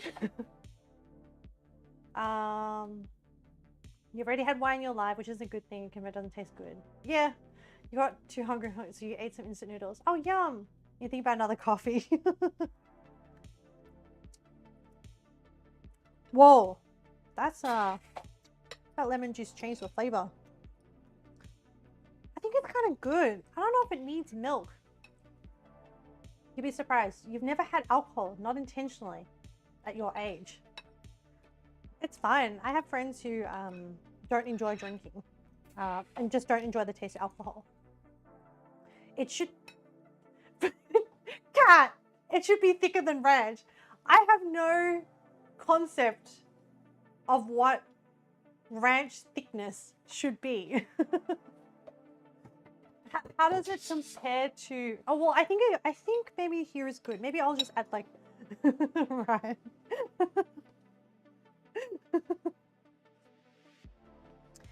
Maybe I'll just add like a little bit of milk, just so that I said I added milk.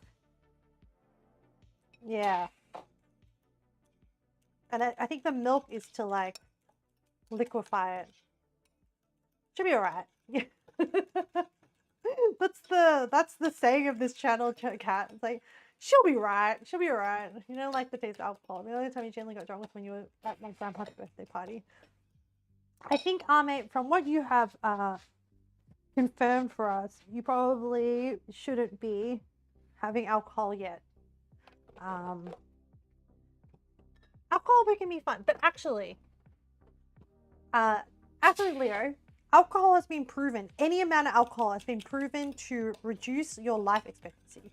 So you know what? You're doing pretty good for not having any alcohol. Maybe it'll offset the fact that you're not married. And maybe it'll balance out the life expectancy. Okay, I'm gonna just dip a finger in. Ooh, I think it's kind of good. Now, I have prepared some celery sticks because that's what you're meant to do. Actually, I should take out a small portion. I shouldn't just dip it straight into the bowl. Oh, here we go. Here's a. Oh no, I need a spoon. Well, I'll just use this like lemon spoon. Whoa! Looks kind of legit. It's a little bit runny.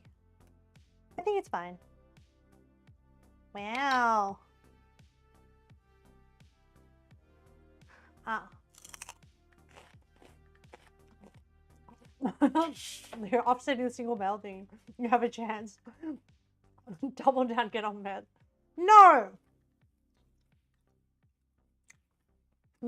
Like, I'm not against, like, recreational drug use, but methamphetamines and heroin, they're really bad. You've been screwed before you were even conceived in the womb.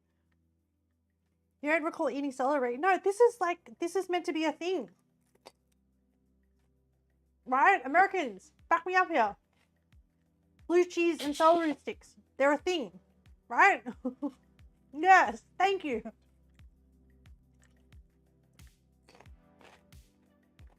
You've done a lot of freaked up things in your life already. You've eaten celery.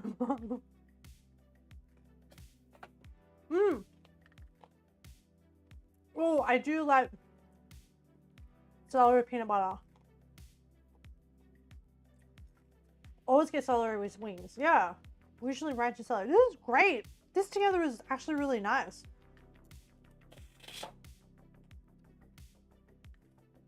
You miss ranch. I don't know what ranch tastes like, so one less thing for me to miss. Blue cheese with wings. Chat, this is a success. I actually really like this. I reckon actually quite easy to make if you didn't have to make your mayonnaise from scratch like I did. Moving to America, it's like, okay, you lose good Coca-Cola, but you get Topo Chico and ranch. It's the same. Yes, chat.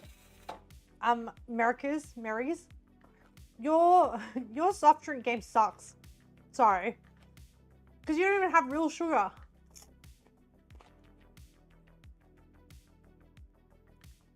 You have corn syrup in your Coca-Cola. My condolences to you. If you ever come to Australia, try our Coca-Cola. Okay. Well, I now have ranch sauce and homemade mayonnaise. Guys, look. The mayonnaise did not split. I think we did okay. Everyone goes and gets the good stuff from Mexico. It's not really a thing. Oh, because it's not. That's funny. I need to store this mayonnaise now. It's just a giant bowl. And now I have a lot of ranch sauce. Well, I now have a jar of it. Oh, I need to scrape some of this off. Well, luckily I have, hopefully I have all the right lids for all these. Soda is gross. Stopped drinking it years ago. Mexican Coke comes in glass bottles. Great. You've had Mexican cola. It's better than American cola. That's all. And there's a way to get Dr. Pepper with sugar instead of corn syrup. Is it? What is the way? You started eating banana a few days ago, and then you remembered our talk about spiders, and you just started freaking out and threw it away before you finished it. I was terrified. Oh! No, that was just how the spider got into America. I can't remember which spider it was, but it got imported with a bunch of bananas. And then the spider was not native to America, but then it came in with the banana imports and got into someone's house, and then the whole house became infested. There was an infestation of that particular spider because of a bunch of bananas. You're making coffee. Good, Leo. Good call. Coffee time. Oh, the Brazilian banana spider. Good memory. Okay. Let me put away, don't need that fork anymore. Wow, this is great. Kind of like vinegary infested. When it comes to spice, you remember everything. Okay, we did that. We now have mayonnaise. What am I going to do with the rest of the mayonnaise? And it tastes, it doesn't, okay, it's fine in the blue cheese sauce because it has other ingredients, but by itself, it tastes not quite authentic is what I'm trying to imply here. Anyway, I now have a container of mayonnaise. Okay. Oh. I'll put it in the fridge. Oh, we didn't need the cottage cheese. I brought that out just in case. Oh, baking powder's done. How are we on our list? Why did I even make the mayonnaise? I made the mayonnaise because I needed mayonnaise to make the blue cheese sauce, but I didn't realize I had no mayonnaise and I didn't have enough Kewpie mayonnaise to substitute in. So then, you know, we just live made it and it was fine. Okay, and then this is venting and there's 5 minutes on the wing. So we're gonna do a little bit of a tidy. Since we're on track. Chat, we're on track. And how we did for overall time, 3 hours and 12 minutes. We are doing so well. Yama would be so proud. Man, every time, like, I can't, like, okay. When Yama says time management could be better, it like, I'm not saying it gave me emotional trauma. I'm not traumatized, but it's kind of like when your parent or your favorite teacher is disappointed in you. That was the feeling. And I was like, no, I must improve my cooking stream time management so that I don't disappoint Yama again. Yeah, I have problems. The feeling is horrible. Yeah. Oh, there's all this garlic still left in the thing. Can I just like chunk it up and mix it into the rest of the blue cheese? I don't want to waste all this garlic fiber. You're gonna head to bed, Kels. It's good to see you. It was really good to see you too, Kels. Thank you for dropping in. Yama is the favorite. It's not that. Just, yeah. Take care, Kels. Nah, everyone has a special moment in the stream. That was Yama's special moment.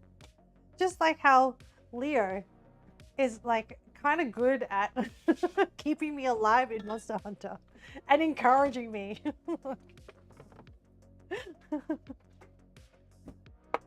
What's your special moment? I think I live for your emotional growth. Like, especially today when you're like, yeah, this good thing happened. Or when you're like,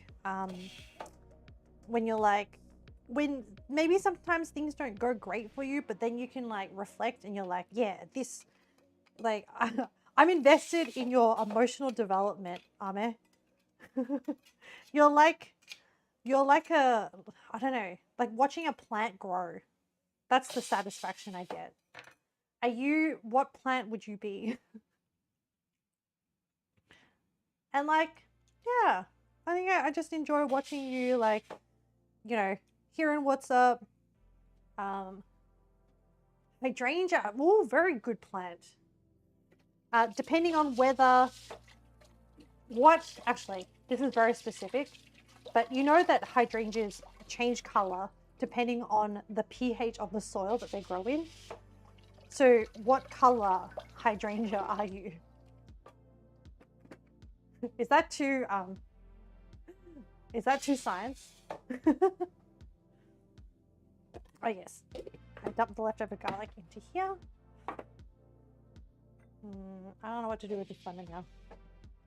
I'll just set it over the side somewhere. Blue! Very nice. Now I'm curious. I can't remember the exact what color makes what. How is the chicken going? Oh, I got a face full of steam. Okay, gotta watch out for that. That's kind of that always happens to me with okay. So we're gonna prepare this, and the chicken will be done in a few minutes. So let's quickly tidy up some of this stuff. And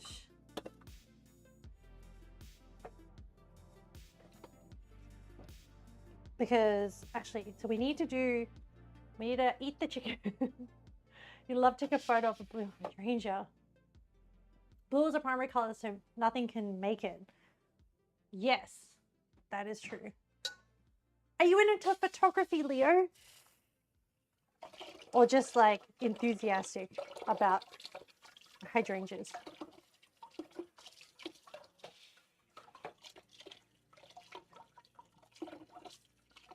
I like talking to people about photography as well. Okay. Wait, I'm gonna wash that. I'm gonna put this away.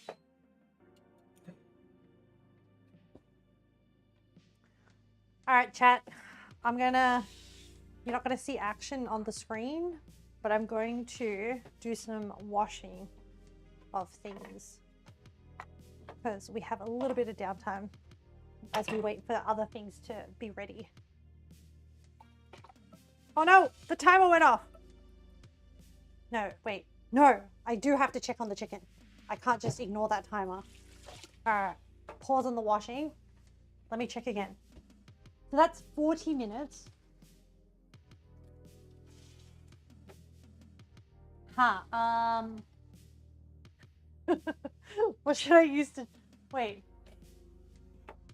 Tongs? I'm gonna need tongs. Hang on. Damn it! I need gloves. I need cork boards to put onto the surface of this.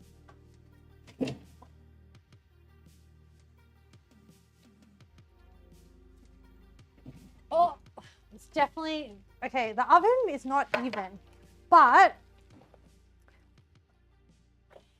some bits are crunchy. I think it's pretty good. Some bits got burnt. A little bit charred.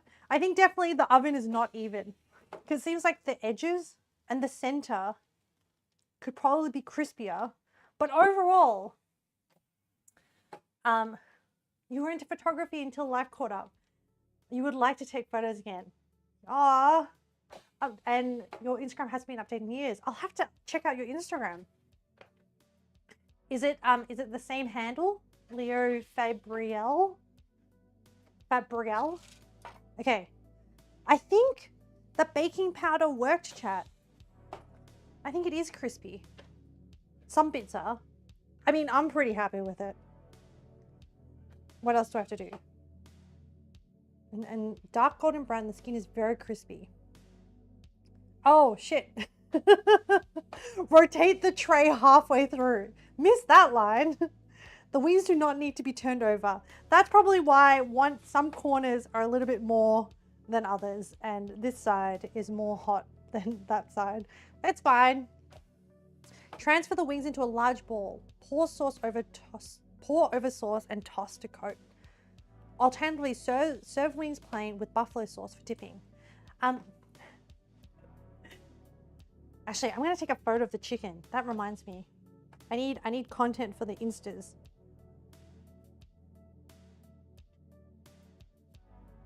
I think this is pretty good. So what I'm gonna do is I will put some of the chicken. I won't chuck all the chicken into here because if I want to conserve the crispiness. So I'm just gonna like oh no, that's why you sprayed the.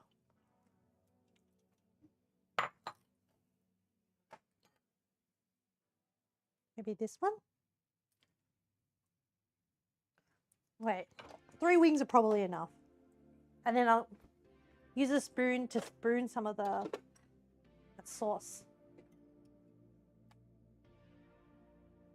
Oh. Actually, chat, you need POV. Wait, let me swap the camera.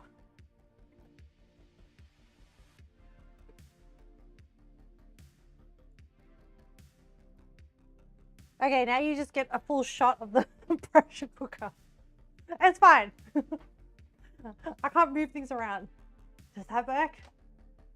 And then I put like a spoon of like, I drizzled some of the buffalo sauce on the chicken.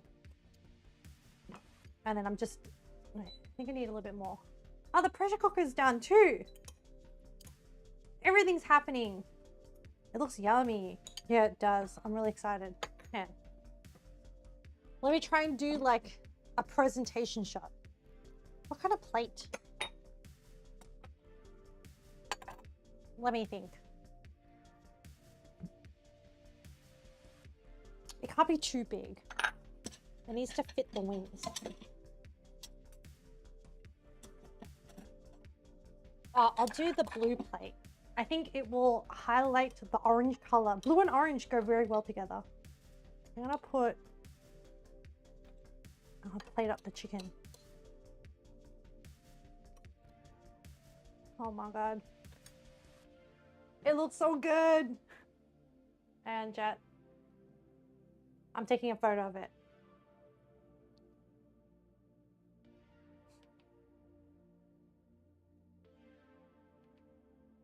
I should put it down and take a photo of it. Oh, with the background. Hang on. Let me pose this. I'll put some like artistic celery sticks over the blue cheese sauce. And then we'll like...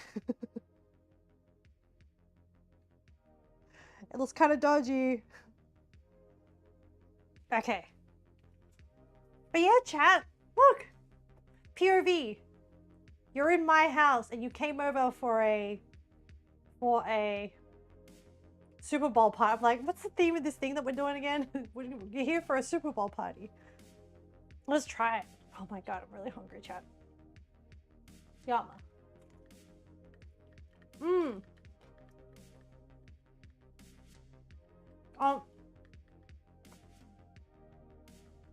You eat that chicken? That's high praise for you. Mmm. That's really good. That buffalo sauce. Really nice, actually. You're very picky. Thank you for your praise. Oh, mmm. Chat, the baking powder thing.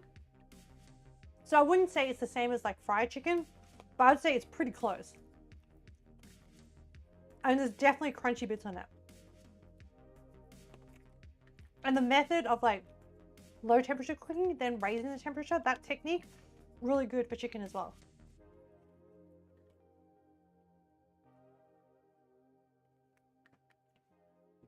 Mm.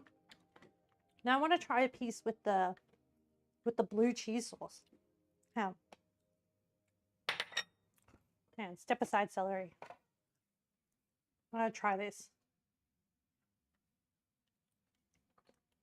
Wow, chat. That's really good. Man, buffalo wings, Americans, us, yeah, approve.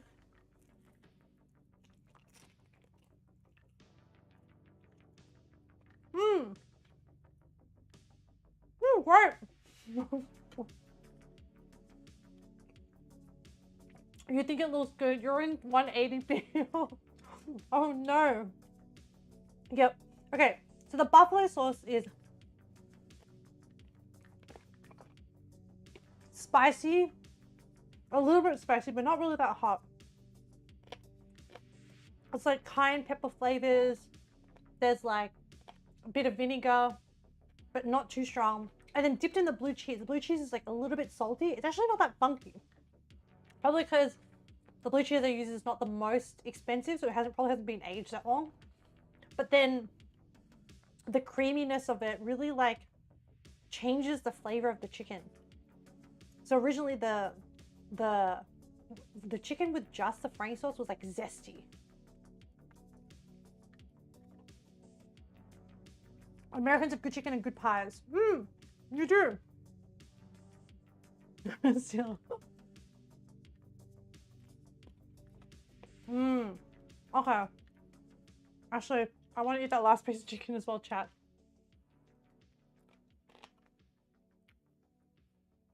Sorry.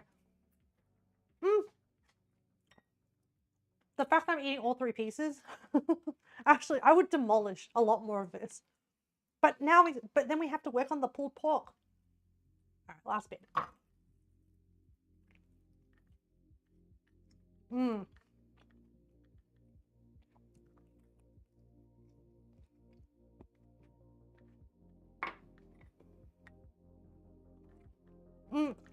I even like just the wings with the sauce, with the Frank's sauce. The buffalo sauce is really good. Wow, chat, life is good. You're hungry now. Sorry. I mean, this happens every cooking stream, Ame. Yeah, when you eat something good, life is really good.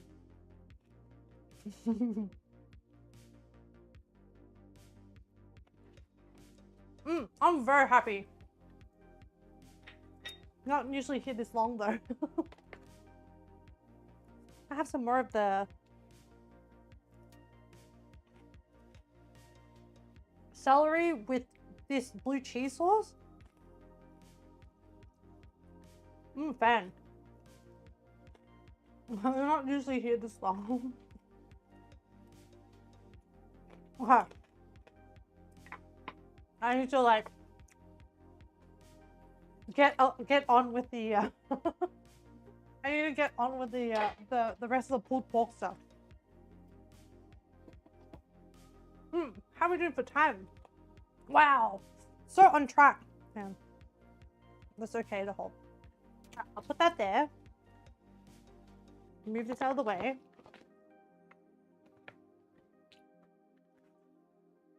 Man, even if the stream ended now, I'd be really happy. I feel like, I don't know, I feel like I really achieved something, you know? Okay. Oh, great stream. I didn't respect Birchie Bear's hydration. Yeah, I'll do it now. Because I actually haven't hydrated this whole time. Oh, thanks, Leo. See, man, the encouragement. Oh, what did I say I was going to do? An encouragement. Hang on, it's coming back to me. I said in a different stream, I need to create an emote that is about encouragement. Oh my gosh. Did I not write this down? My memory is failing me. Your encouragement reminded me. You're always so encouraging. It wasn't a hype thing. It was a write it down now. No, but I can't remember what it was. Oh, that's right. I am gonna write it down. I just remembered. Wait, where's my piece of paper? There it is. Yes, anime cheerleader. Leo. Emote. And I think I did write it. I was reading my notes earlier today from previous streams, and I think my handwriting was really bad, and I couldn't read something, and I was like, I'm sure it's fine. Anime cheerleader. Yep, I've written it in better handwriting now. Thank you. Oh, sorry, I was meant to drink my water bottle.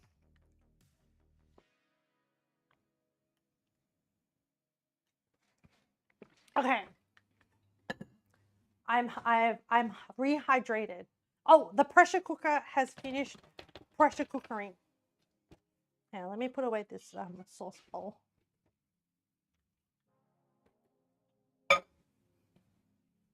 I think everything is kind of protected in the kitchen. Oh, hydrate is now on it. I did see it, but we were like distracted. Okay, chat. We're opening this up. Whoa! Okay. I don't know if you can see it. Like, can't. I don't want to move the camera because it's a pain in the ass to put it back into frame. So, chat, it's very impressive. Let me rinse out this. I need to get a container to fish out the pulled pork. So we're not done with the pulled pork just yet. We need to shred it. Okay. All right. Remember, this pork was heavy. Oh, it's so soft. Whoa, whoa, whoa. Whoa. I mean, that's what we wanted. Okay. Yeah, buddy. Whoa. Oh. Whoa. What? What? The problem is sometimes I grab it and then because it's tongs, I smush it and then it just breaks apart. Wow. It was black when it went in. Yeah, it was. It's the 5 spice powder. Which has like star anise and ginger, cinnamon, a bunch of stuff. Yep. Okay. This is good. And then I'm gonna, while I break apart the porks, I'm gonna move the pressure cooker over.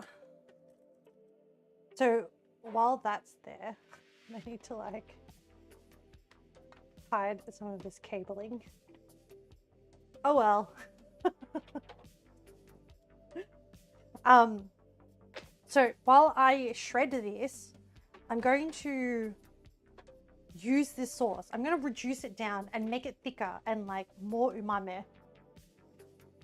Oh. How are you going to be able to sleep when there is this amazing food being cooked? You know, thank you for calling my food amazing, Ame. I really appreciate it. Because, as you said, you're usually pretty critical, or you have high standards of food. Oh, this is really hot. Okay, hang on. Let me start this. I'm going to use the reduce function, select, and high. Yeah. So I'm taking it as a massive win. All right, let me taste this sauce that's left in the pressure cooker and adjust it for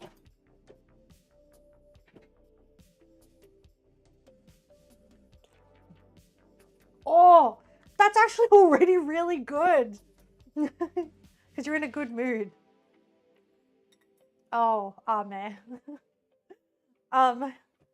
With that sentence, you've revealed that you tend to let your emotions and how you're feeling at the time color what you say and how you react, which is not like, it's not a bad thing. It's just a, oh, this is a thing that Ame does. Whoa, this is so easy to shred, chat. Look, just with like 2 forks. Oh my God. Oh, I don't know if this is the right emotion to be feeling, but I feel like I don't know why, but I feel like an evil genius. I mean, it's probably not, but I'm just like, I'm a genius, not just any genius, an evil genius. I could take over the world. I feel like I'm on top of the world, chat. That's how I feel right now. Man, this is like, this is what pulled pork is like meant to be. This, like, you just put a fork in and then it just goes bloop. It just easily shreds. I don't know Like, life is treating me real good, chat. This is this is like, this is what it means to be like, appreciate the small things in life. Because, you know, this could have turned out bad, but no, we're doing real well. Oh, I didn't press start on the reduce button. Oh, these are gonna be great tacos. And then what we'll do is we'll pop, once we've shred this, we'll put this back into the sauce once it's reduced down. And then these bits in the middle that didn't get as much sauce will get infused with sauce. And then before we do the taco, we'll fry it on like a cast iron pan to sear it, to get some of those like charred bits. And then we'll put it into the taco. And then for the taco, I actually last night made a red cabbage, like gentle pickle. I don't like raw red cabbage. So wait, let me taste how it went last night.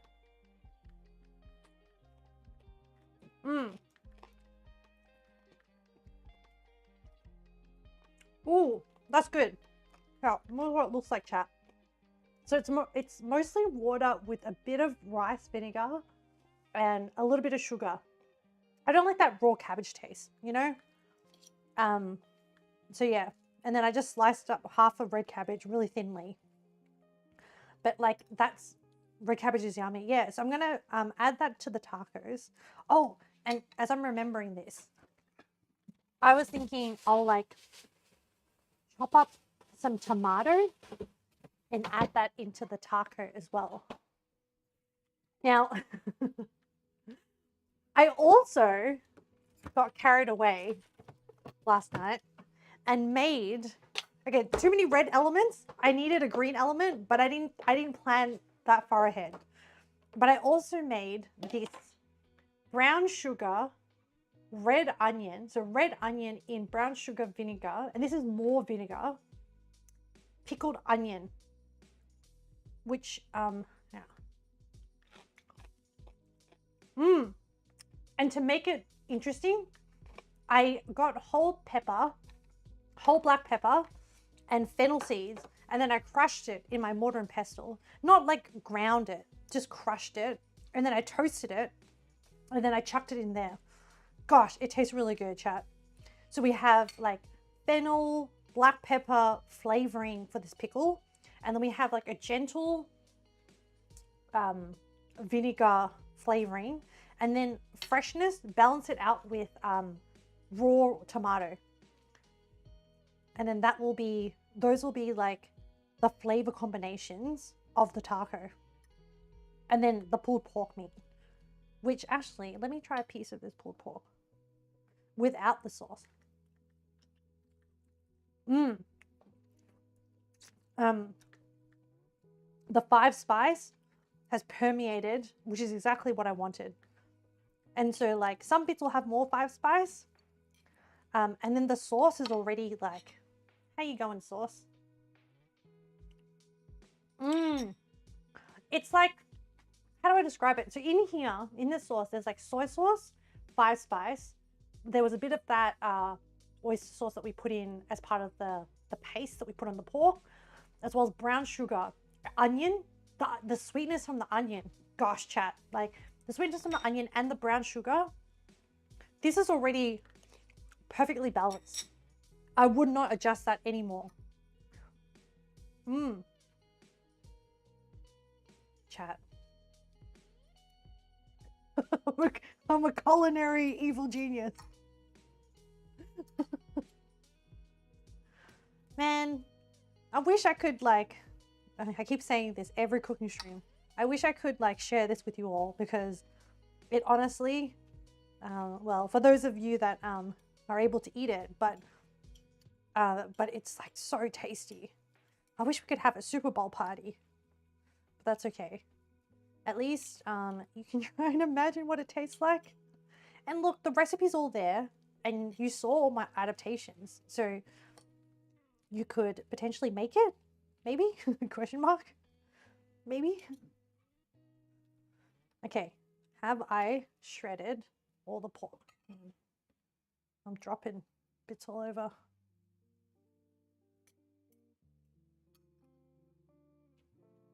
It's gone pretty good.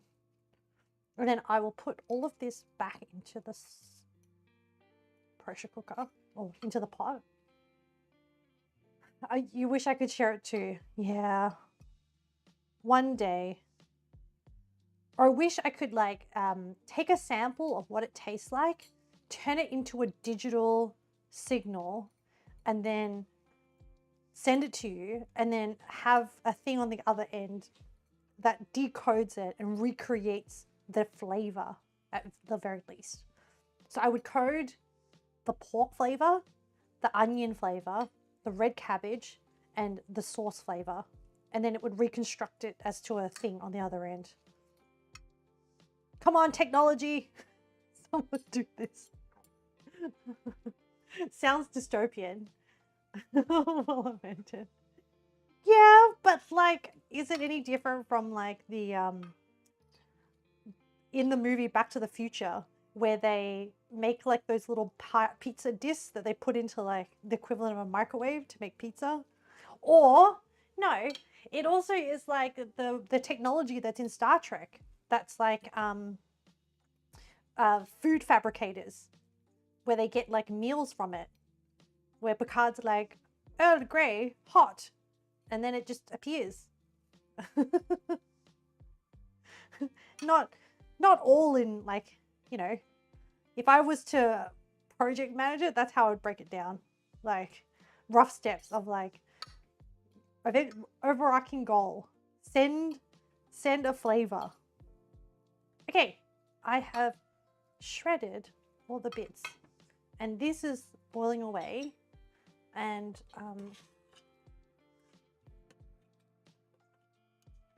I want to reduce it down a lot more. Oh, there's actually like still chunks of meat in here. Am I coming across any other ones? And then taco time.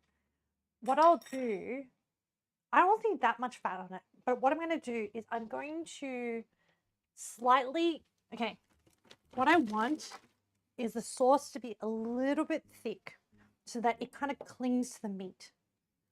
So I'm gonna add a little bit of starch to give it like a bit of a silky, the sauce to give it a bit of a silky texture.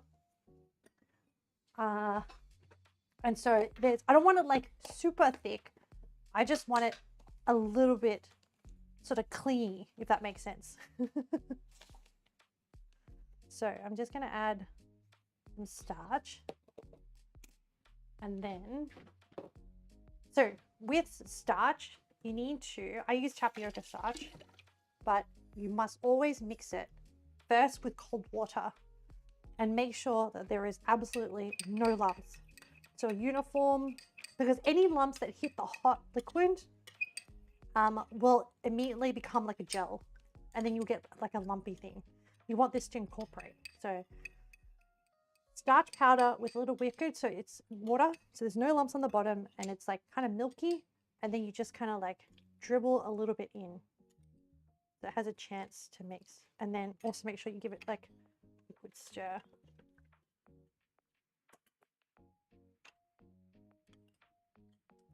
Because if the sauce has a little bit of thickness, there's nothing in here to thicken up the sauce naturally. Like there's no flour. You can use flour, but to use flour, you have to make a roux beforehand, which cooks flour into a oil like butter. So when you make like a bechamel sauce, which is like a white sauce that you use in lasagna, you need to make a roux, you have to put the flour in beforehand into like butter, melted butter, cook the starch granules in flour, and then as you add water, the starch granules then absorb the milk or whatever, stock or whatever. Okay. All right. Okay, that looks pretty good. So, I mean, I can't show you, but now I'm going to dump this back in there, give it a chance to make friends. All right, buddy. Ah, it's kind of hot on the bottom. I need the little cork board to like protect my hand. Put you back in. Oh, oh my God. Maybe you can use a little bit of vinegar, maybe? Oh, hydration. Hang on, Ame. Let me put the meat in so I don't drop anything and then I'll hydrate. You did it 4 times. That's a lot of hydration. How long is each hydration session? I should cap that. You see, I need to set a time limit on it. Okay, I will. Hang on. Wait. Wait, I need to write that down. Add it to the list of like, stop it! Yeah, I do need to set a time limit on it. Oh. 4 times. What if I just finish the rest of the bottle? Will that suffice? Hang on, I need to write down firstly a time limit to hydrate. You usually see hydrate redeems have a time limit too. Yeah, well, you know. Actually, you usually have to like do something. You're drowning. Use. Okay, hang on. Set time limit for hydrate. Maybe I'll do like once an hour. No drown. Leo, so evil. I take away you being supportive and encouraging. No, I drop your rank of being supportive and encouraging. So I think there's like 75% full of water in this bottle. And this bottle is, I don't know, 750 mils or 800 mils or something like that. I will finish it because I probably should anyway. And also, I think by the time the liquid hits my bladder, that will be hopefully after stream ends.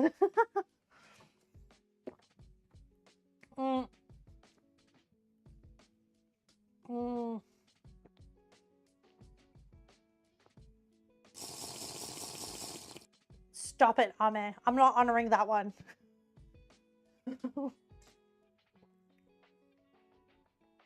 For good luck. Thank you.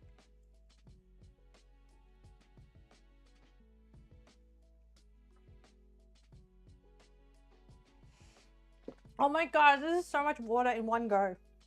That's fine. I haven't been hydrating progressively throughout, so whew, still going.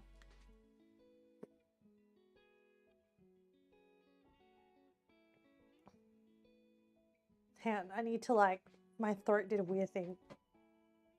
Too much sipping on the straw.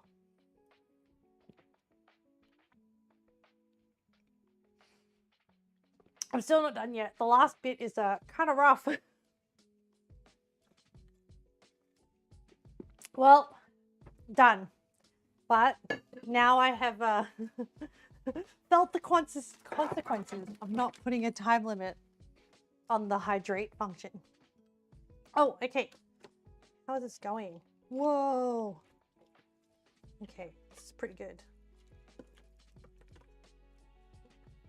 All right, I'm grabbing back out a portion of the pulled pork.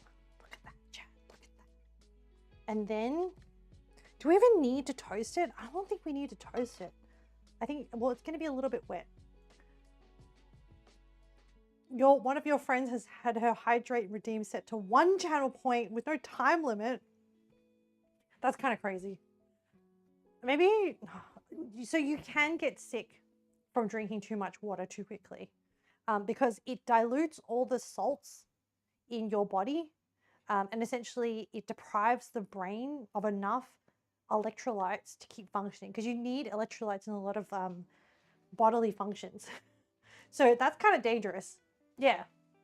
I mean, that amount is okay. Drowning is different. Drowning is filling up your lungs with water so that you can't get oxygen into the bloodstream. And then the brain essentially suffocates, but also you clog up the airways. because like at the end, death is about either the heart stop pumping. So the heart stop pumping means that you don't oxygenate your blood, which means that your brain dies. And so, yeah, drowning is very painful. Yeah, it's essentially suffocation, but from not only is you're experiencing pain in your lungs and chest because your lungs are filling up with water, but you deprive oxygen from your bloodstream, and then therefore your brain, and then brain death. And then what was it? Yeah. And then but the when you drink too much water too quickly, it's about changing the concentration of electrolytes, and it can't get enough to do other functions in the body. Anyway, enough of the grim death talk. And actually you don't you it takes a while to, I think, die. You don't die straight away from it. Oh, tacos. Yeah. So we have flour tacos, and I need a pair of scissors to open this. And then we're gonna, this is going to be a little bit messy because the pork, oh, maybe that's why they cook the, maybe that's why they cook the pork on like a cast iron pan to like dry it out a little bit. Nah, it's fine. We'll be right. But it'll be very messy. Let's see. Does this plate fit this taco? So we have these tacos, which, oh, I should microwave it for like 10 seconds just to like soften it up. Usually you would like heat it over a flame or a griddle or something. We're fine. Oh, the tomato. I didn't chop up the tomato. Let me quickly do that. Buddy.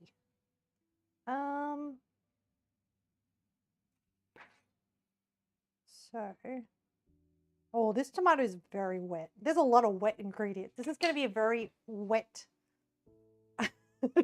taco. I'm just going to cube it up for some freshness factor.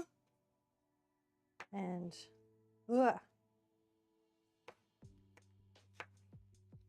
I'm using a very tiny chopping board because we're kind of limited for space right now. Yeah, just something roughly this size will do. Okay. Wow, my tummy is really full from all the water. Here's the flour taco. Let's construct. Okay. Pork in.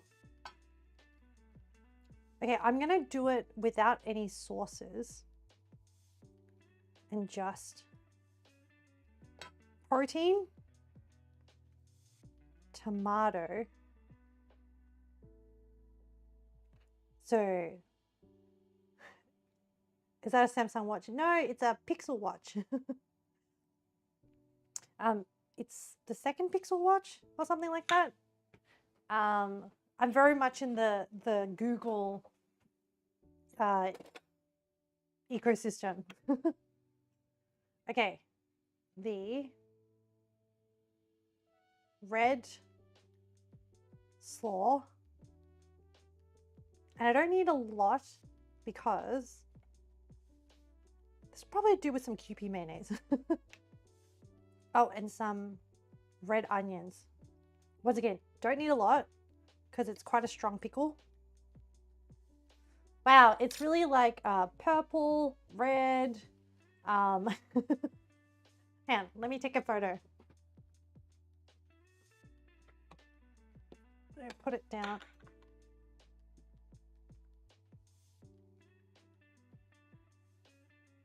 This is a very pink.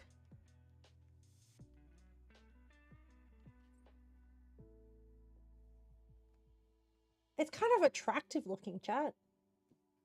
Okay. It doesn't look appetizing, but hopefully it tastes good.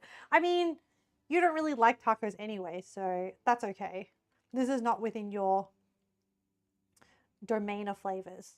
All right, I'm gonna try it without any Kewpie mayonnaise or anything. I'm just gonna try. Oh. Chat POV. You came over for a Super Bowl party and you have a taco now. Have a taco. Not you, Ame. You don't like it. Lear, have a taco. mm. Mm.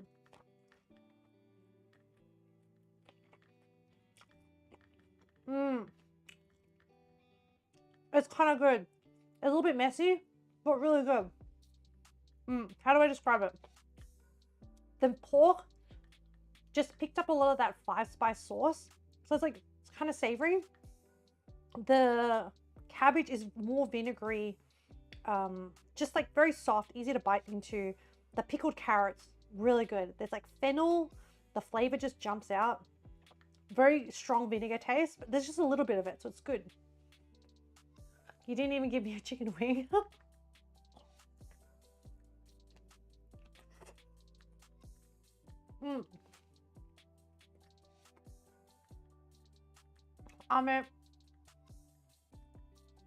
I gave you a POV shot. Dunked it in the cheese sauce and everything.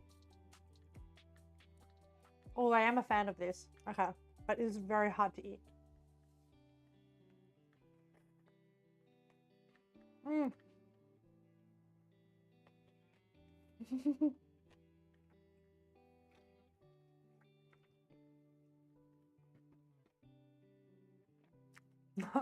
Email that chicken wing to Ame now.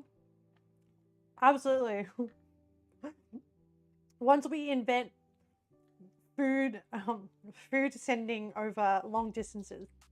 That's great. Actually, Ame, you never stayed this long to get to experience the food being done.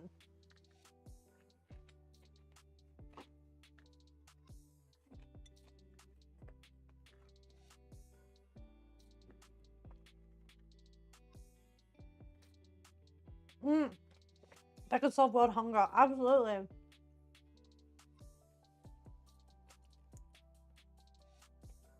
You could send like excess food straight away. You're gonna leave in 10 minutes? Okay. Well, we could probably start wrapping up stream now. How are we going for time? Whoa, we are so bang on. Okay, well, wrap up will take a few extra minutes. It's almost 11 p.m. Okay. I'm going to put the rest of this meat back in because we didn't use it all for the taco. Oh, I'm going to turn the oven off and store the chicken in the oven. I'm taking Ame Kitty defense strategies to prevent her from stealing any food. Because all this stuff has like spices and stuff in it that she shouldn't be eating anyway. I will cap that. She can't get into that. Cover all the onions and stuff. And then we'll do 2 minutes to 4 hours. Yeah. And then we'll do a little wrap up. I don't think she'll steal the tomatoes. I will take this to the computer while we do our wrap up. I think everything else is protected. Oh, except the cheese sauce. Let's hide that in the pantry. Because she will investigate stuff. All right, chat. Heading to the PC.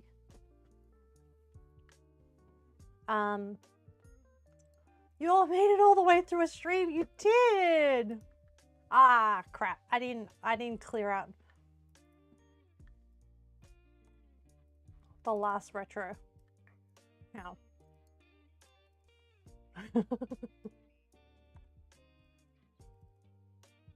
Well, this is a great stream, actually. Very, very fun. All right, chat.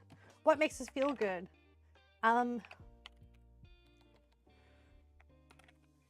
Making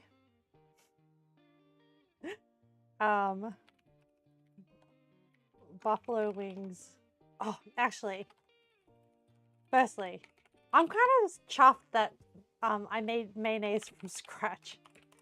That was such a random thing. Yes, food. I'll put your suggestion down, Leo. food. Oh, okay, tasty food. Yeah, nothing bad happened. Everything was okay. um, learning about Super Bowl and more about America. Oh, sharing knowledge about different recipes, which is of note. Leo's ni, and I forgot the last bit. But there's something here. It's anini, and then I forgot the rest of it. Can't remember. Sea, snail, Philippines, soup. Anini cad. Thank you. I had half the word.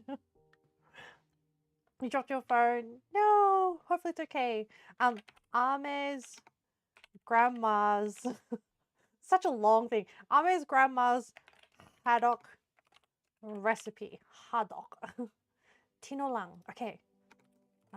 Tinolang. And you know, we all know I'm not Filipino, so my pronunciation is going to be terrible. But yeah, knowledge sharing about recipes is fun. Let me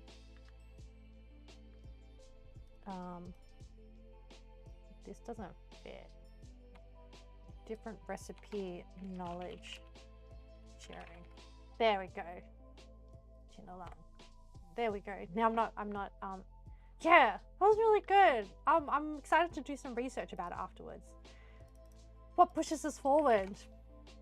Oh, trying out new cooking techniques, which today we have proven that the baking powder for baked chicken works. Yes, this is a game changer, chat. That technique. And emulsifying oil in water base, aka mayonnaise. I'm still impressed that worked. And yeah, what pushes it forward? Oh yeah, the motivation is like, chat. Like, I don't know, I don't really need to go on more about that. What do we want to do? Okay, so Monday. We finished the, it's going to be Minecraft Monday, and we're done with the staircase, which means that we're going back to the castle walls, chat. Castle walls, because we took a break from it. And then Wednesday will be more Monhan. And I think what I will do is I will try and progress the story outside of stream until I get to the point where I need to fight a dragon. It's been forever since the walls. Yeah, it has, because it took us 5 streams, I counted it, to finish the staircase. But you know, not mad about it, just like it took us a long time.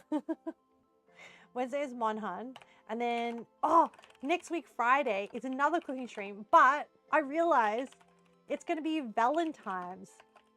Wait. So people call it Valentine's, but it's really about Saint Valentine. And I was thinking, like, a fun thing to do is research.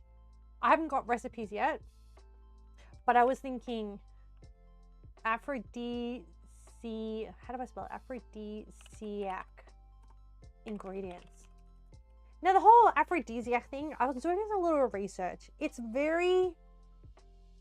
all very placebo, but there are some things that might have that have the theoretical potential to increase libido. And like when they say aphrodisiac, sometimes things are just like, either it's like stimulate mental or make make men's performance better.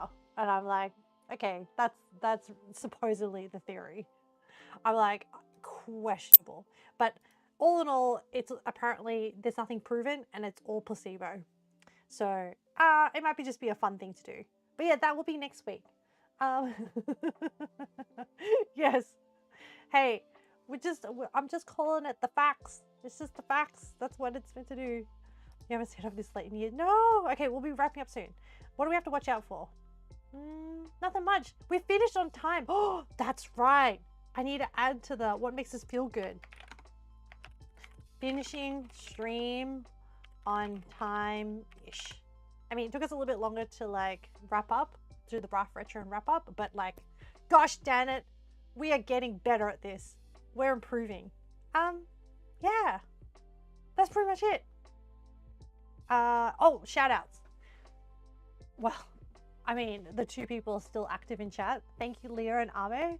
Thank you, Ame, for staying this long. And thank you for sharing about your wins recently with your making new friends and like, was it, oh, your honor roll and like making it a goal. Like you would smash your goal of like, I want to do better this semester. And you did. And that's like, that's pretty awesome. Leo, thank you for hanging around. Thank you for encouragement. What are we celebrating for you, Leo? Encouragement.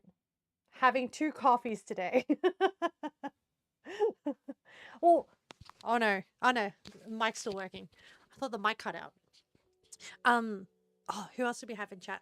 We had quite a good Kels for hanging out at the start of the chat with Groggy. That works, I guess.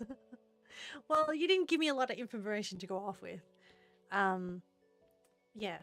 So, oh, we had Kels earlier on, keeping us company, who went to bed.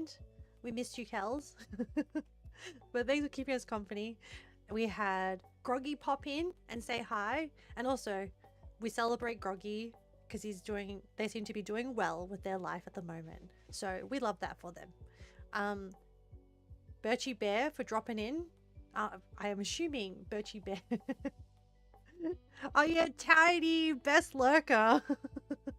Oh yeah, Tidy gave you celebrated with some bits to celebrate your honor roll. Did I miss anyone else?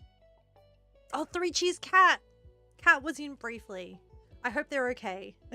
Tidy heard his name. Excellent lurker. But yes, I think that's the whole crew that rocked up today. Oh, and Ninja. Ninja's also lurky, but not as skilled a lurker as Tidy, who happens to just like yeah, best lurker one of you goes to Tidy, who just like comes in sometimes with burn statements, just like or like OHS flags. Oh, and I believe I see Yama lurking. I don't know. Yama's a pretty good lurker too. I have pretty good lurkers in chat. Yeah, Yama might not be hearing this. They might be in a meeting, but that's okay. Maybe if they listen to this. Yama gives me disappointed parent energy, but like hopefully we made them proud today with our time management. But yeah, thank you, chat, for coming to hang out. Thanks for the mic's still not good. Okay. Thanks for being silly. Thanks for being fun. Thanks for your good attitude. I definitely would have given up a long time ago. Would I? Probably not, but you make it much more enjoyable. So thank you. Take care. Everyone sleep well. I hope you have a good rest of the day.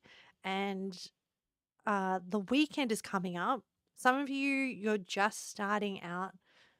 You're on Thursday and you still have Friday to go. But when you get there, good night, Ahmed. Bye. But have a good weekend, everyone. But yes, take care. Please take care of yourselves until we see you again next time. You're invested in my success. Thanks, Leo.